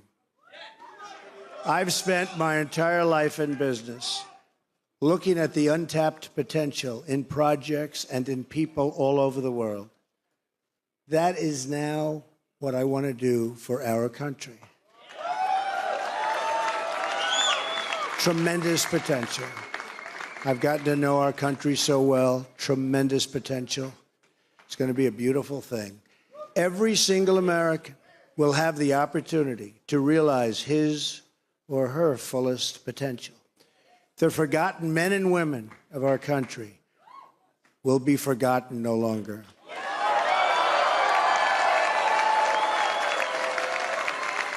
We are going to fix our inner cities and rebuild our highways, bridges, tunnels, airports, schools, hospitals. We're going to rebuild our infrastructure, which will become, by the way, second to none. And we will put millions of our people to work as we rebuild it. We will also finally take care of our great veterans. We've been so loyal, and I've gotten to know so many over this 18-month journey. The time I've spent with them during this campaign has been among my greatest honors. Our veterans are incredible people. We will embark upon a project of national growth and renewal. I will harness the creative talents of our people, and we will call upon the best and brightest to leverage their tremendous talent for the benefit of all. It's going to happen. We have a great economic plan. We will double our growth and have the strongest economy anywhere in the world. At the same time, we will get along with all other nations willing to get along with us. We will be. We'll have great relationships. We expect to have great, great relationships. No dream is too big. No challenge is too great. Nothing we want for our future is beyond our reach. America will no longer settle for anything less than the best. We must reclaim our country's destiny and dream big and bold and daring. We have to do that. We're going to dream of things for our country and beautiful things and successful things once again. I want to tell the world community that while we will always put America's interests first, we will deal fairly with everyone, all people and all other nations. We will seek common ground, not hostility, partnership, not conflict. And now, I'd like to take this moment to thank some of the people who really helped me with this, what they are calling tonight, very, very historic victory. First, I want to thank my parents, who I know are looking down on me right now. Great people. I've learned so much from them. They were wonderful in every regard. I had truly great parents. I also want to thank my sisters, Marianne and Elizabeth, who are here with us tonight. And where are they? They're here someplace. They're very shy, actually. And my brother Robert, my great friend. Where is Robert? Where is Robert?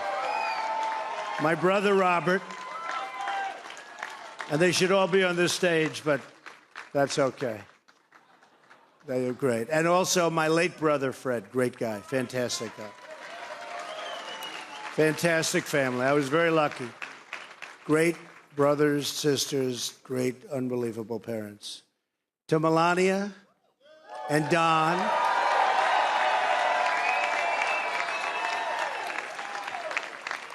and Ivanka, and Eric, and Tiffany, and Barron. I love you and I thank you, and especially for putting up with all of those hours. This was tough. This was tough. This political stuff is nasty and it's tough. So I want to thank my family very much. Really fantastic. Thank you all.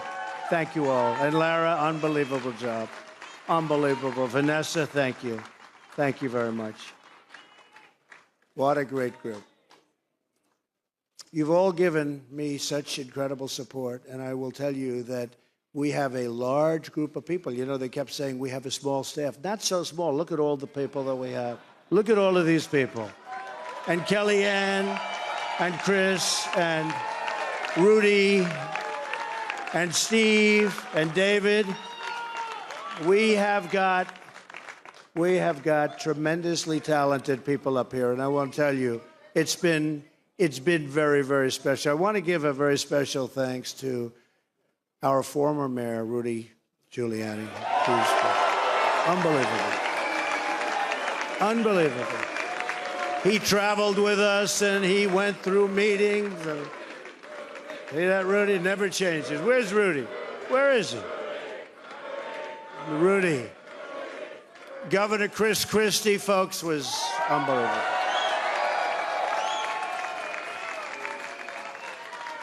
Thank you, Chris.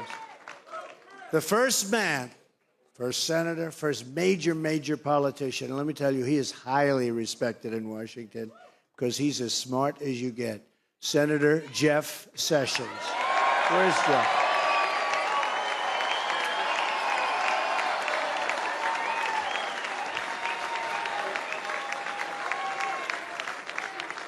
Great man. Another great man, very tough competitor. He was not easy.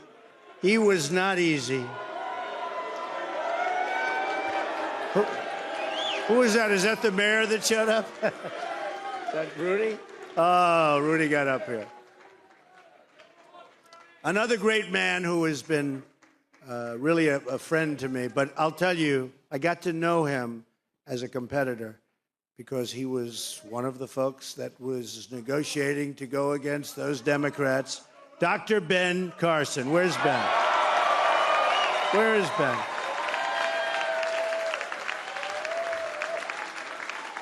And by the way, Mike Huckabee is here someplace, and he is fantastic. Mike and his family, Sarah, thank you very much. General Mike Flynn. Where is Mike? And General Kellogg. We have over 200 generals and admirals that have endorsed our campaign.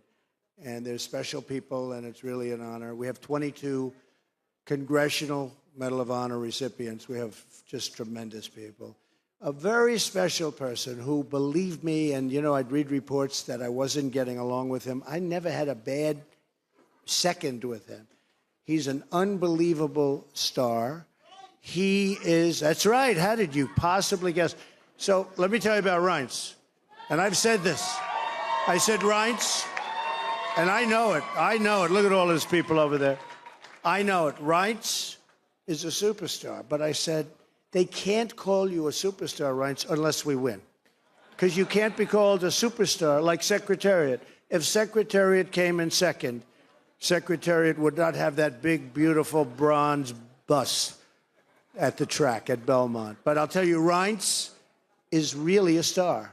And he is the hardest working guy. And in a certain way, I did this. Reince, come up here. Where is Reince? Get over here, Reince. Boy, oh boy, oh boy. It's about time you did this, Reince. Huh? My guy.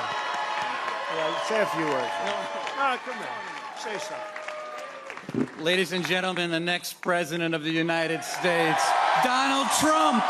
Thank you. It's been an honor. God bless. Thank God. Amazing guy. Our partnership with the RNC was so important to the success and what we've done. So I also have to say I've gotten to know some incredible people, the Secret Service people.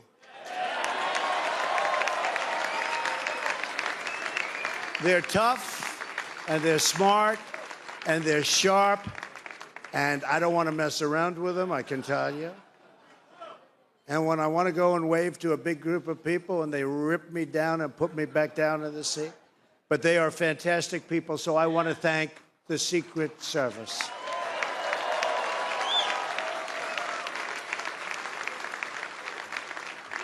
And law enforcement in New York City, they're here tonight. These are spectacular people, sometimes underappreciated, unfortunately. But we appreciate them. We know what they go through. So it's been what they call a historic event. But to be really historic, we have to do a great job. And I promise you that I will not let you down. We will do a great job. We will do a great job. I look very much forward to being your president. And hopefully at the end of 2 years or 3 years or 4 years or maybe even 8 years, you will say, so many of you work so hard for us, but you will say that that was something that you really were very proud to do, and I can thank you very much. And I can only say that while the campaign is over, our work on this movement is now really just beginning. We're going to get to work immediately for the American people. And we're going to be doing a job that hopefully you will be so proud of your president. You'll be so proud. Again, it's my honor. It was an amazing evening. It's been an amazing 2-year period. And I love this country. Thank you. Thank you very much. Thank you to Mike Pence. Thank you, everybody. Thank you, Mike. Thank you.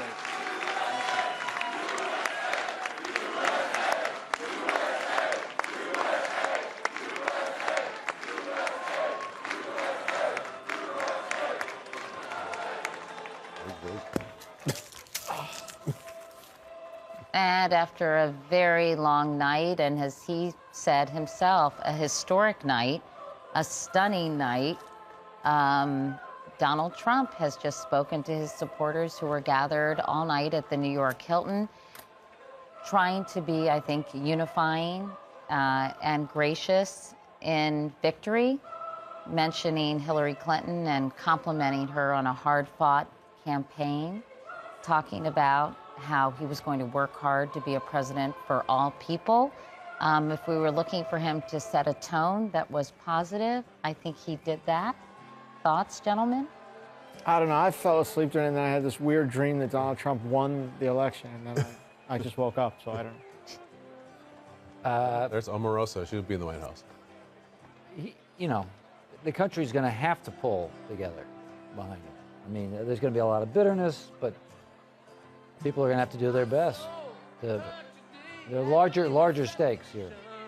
Look, he did the right thing tonight. He came out. He was. It was a good moment. Very gracious toward Hillary Clinton. He went off script and he ran. That's what he's going to do because he's going to be a different kind of orating president than we've ever seen. But he came out and I think he said what needed to be said, and that's all you could ask. And Katie, the money line when he said, "The forgotten men and women will be forgotten no more." And as we try to excavate, like, what has happened in the last 24 hours? What has happened in the last year and a half? And I think we've all admitted we didn't understand it, we didn't see it, we didn't get it. And those forgotten men and women, including by pollsters, including by journalists, like, they're going to be studied, and we have a lot to learn.